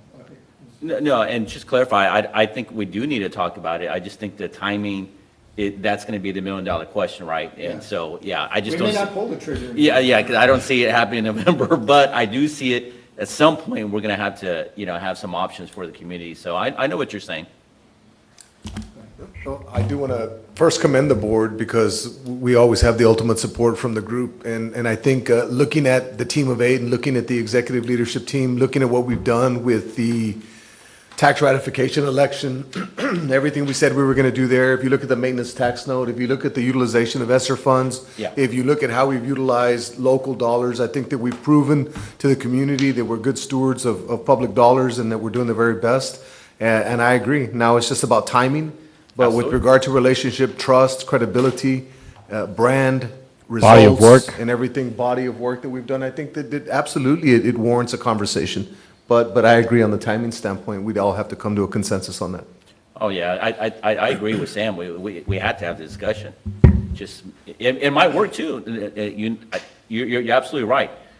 But if it's calls for raising, taxes, that's going to be tough. That's going to be tough. I tell you, and I agree with you, I think we get to that, We'll cross our bridge when we get there. July, and then we do the weight thing and say, okay, do we go that route or do we go for another maintenance tax note? Right. Because I think we are available soon to be able to do that, I think. And so that may be the alternative. But unfortunately with that, it doesn't give you the structures that we're talking about. Yeah, maintenance tax notes obviously is funded through maintenance and operations tax revenue. And given our climate in terms of the general fund, that might be more challenging to achieve at this point. So we may not even be able to do that because as I saw the chart, we're talking 2.02 something. I think that translates to what, $2 million? Yes, the .0289 is a little over $2 million. So that's not going, we're not going to be able to go that route. No. Right. So I think And what we're leaving on the table is about 4 cents. So you just kind of double that a little bit, and that's still not quite a bit. But right now, I think it would be very challenging to consider a maintenance tax note, only because will be paid off through M&O taxes. And right now, we're concentrating using that revenue stream for balancing the budget. So that takes care of that. So again, we're back to, and we got to look at I've had this conversation with several folks. Actually, they've had it with me saying, we'd be willing to support you if you all were to do that. Because we've seen what you've done, we've seen where you are, we're willing to do X. And the figure they're giving me, I'm not going to mention it, is a lot higher than what I'm talking about right now. I agree. So all I'm asking is a chance for administration over the next couple of meetings. I don't know if we're going to have a meeting on district ops with FMNO, looking at where we are. The other suggestion before I go, I think going forward, I was going to mention it Monday night, unfortunately I was ill, I couldn't make the meeting, is it may help for us going forward. I love the slides and everything, but and if it's not too much work, and you and I talked about it, do you have an Excel summary that all of the things that you just talked about, what did it cost? What did we spend on all this? I think it'd be important for us as a board and definitely the community to see all of these things. They all sound great and nice, and it was great work, but how much did it cost? And if there's just hits a button and you get your Excel spreadsheet, that's great. If it costs us more work, I don't want to add more work. But I think we're at a point now we may need to start having that slide in there of what did it actually cost us to do what was presented. And you can add declaration of disaster, that would be also good, because then the freeze wasn't that, yeah, he mentioned that we may be able to get that, but it ends at the end of this year. But I think that one's only, about 4 million at most? The one we implemented for this school year netted us about $500,000. He was referring to Winter Storm Uri. And that would, it's available, but we're working with FMO to determine the extent of any costs, and that we don't have that yet, but we're hoping to get a follow-up on that to see if we would be able to pursue it moving forward for next year's budget. At this point, we haven't determined that. and I guess I bring it up, Sam, and just because I didn't want you to think that I was saying no, because what you're saying right now is just put everything on a whiteboard. Yeah. Like we're just going to throw everything up, and we're going to discuss and see what fits. Yes. I agree with you on that. I was just going, oh, yikes. But I understand what you're saying. We're not committing to anything. We're just going to put it up on and discuss. So that would be great also to discuss that, just to see if there's any funds there. Yeah. And if maybe the next workshop, or maybe it's we add it to the next regular board meeting. I don't know what the timing is, because we have roughly 8 months if we were to pull that. The last board on the 2015 had 5 months. So we have 3 months of an advantage. I think we ought to take advantage of the 3 months to sort this kind of thing out. But at the same time, if there is no no's, and I hope there's no no's, because it's really, before we get there, I think we have a lot of work to do before we say no in June or no in July by not calling for one, is to go out, the super or the board or both, into the community and have at least 1 or 2 public comments where folks just comment. And if they say, consistently, hell no, not just no, but hell no, but if you have others say, it depends, we're willing this, we're willing that, it may be as well as to get that, maybe even one of the surveys that you referred to. Thought exchange. Thought exchange as well, and maybe All I'm saying is that let's bring it into the conversation, because it's, again, 17 years from a successful, 7 years from unsuccessful, and then we had a TRE, which was about 3 years ago, which was very successful. And we're talking, the presentation on the tier 1 and the golden pennies and that's on the M&O side. This would obviously be on the INS side, which is different money, different pennies. One would be a TRE, and one would be a bond. Right. I was trying to avoid the word. She said it. I'm sorry. But, you know, we are transparent. We are transparent. In all fairness, should have been me, it really should have been, since I'm the one that brought it up. Is, yeah, I'm talking about either a TRE or a bond, but only for purposes of discussion. And then we can always put it back on the shelf, and we look at May of next year, or November of next year, or another May 2 years down the road. But at least the community's knowing that we're knowing we've done everything we can with what we have up to this point. Right. Unless something happens in the next legislative session, and I don't know, you know, it seems like the trend is to shrink that M&O. I don't know what the replacement is. We gotta make some hard decisions as a community if we're gonna remain competitive. Anyway, any other thoughts or questions? Nope. Do I have a motion to, Workshop. yeah, we're adjourning at 8:54. Thank you all very much. Great body of work, by the way. Outstanding. Oh, get up.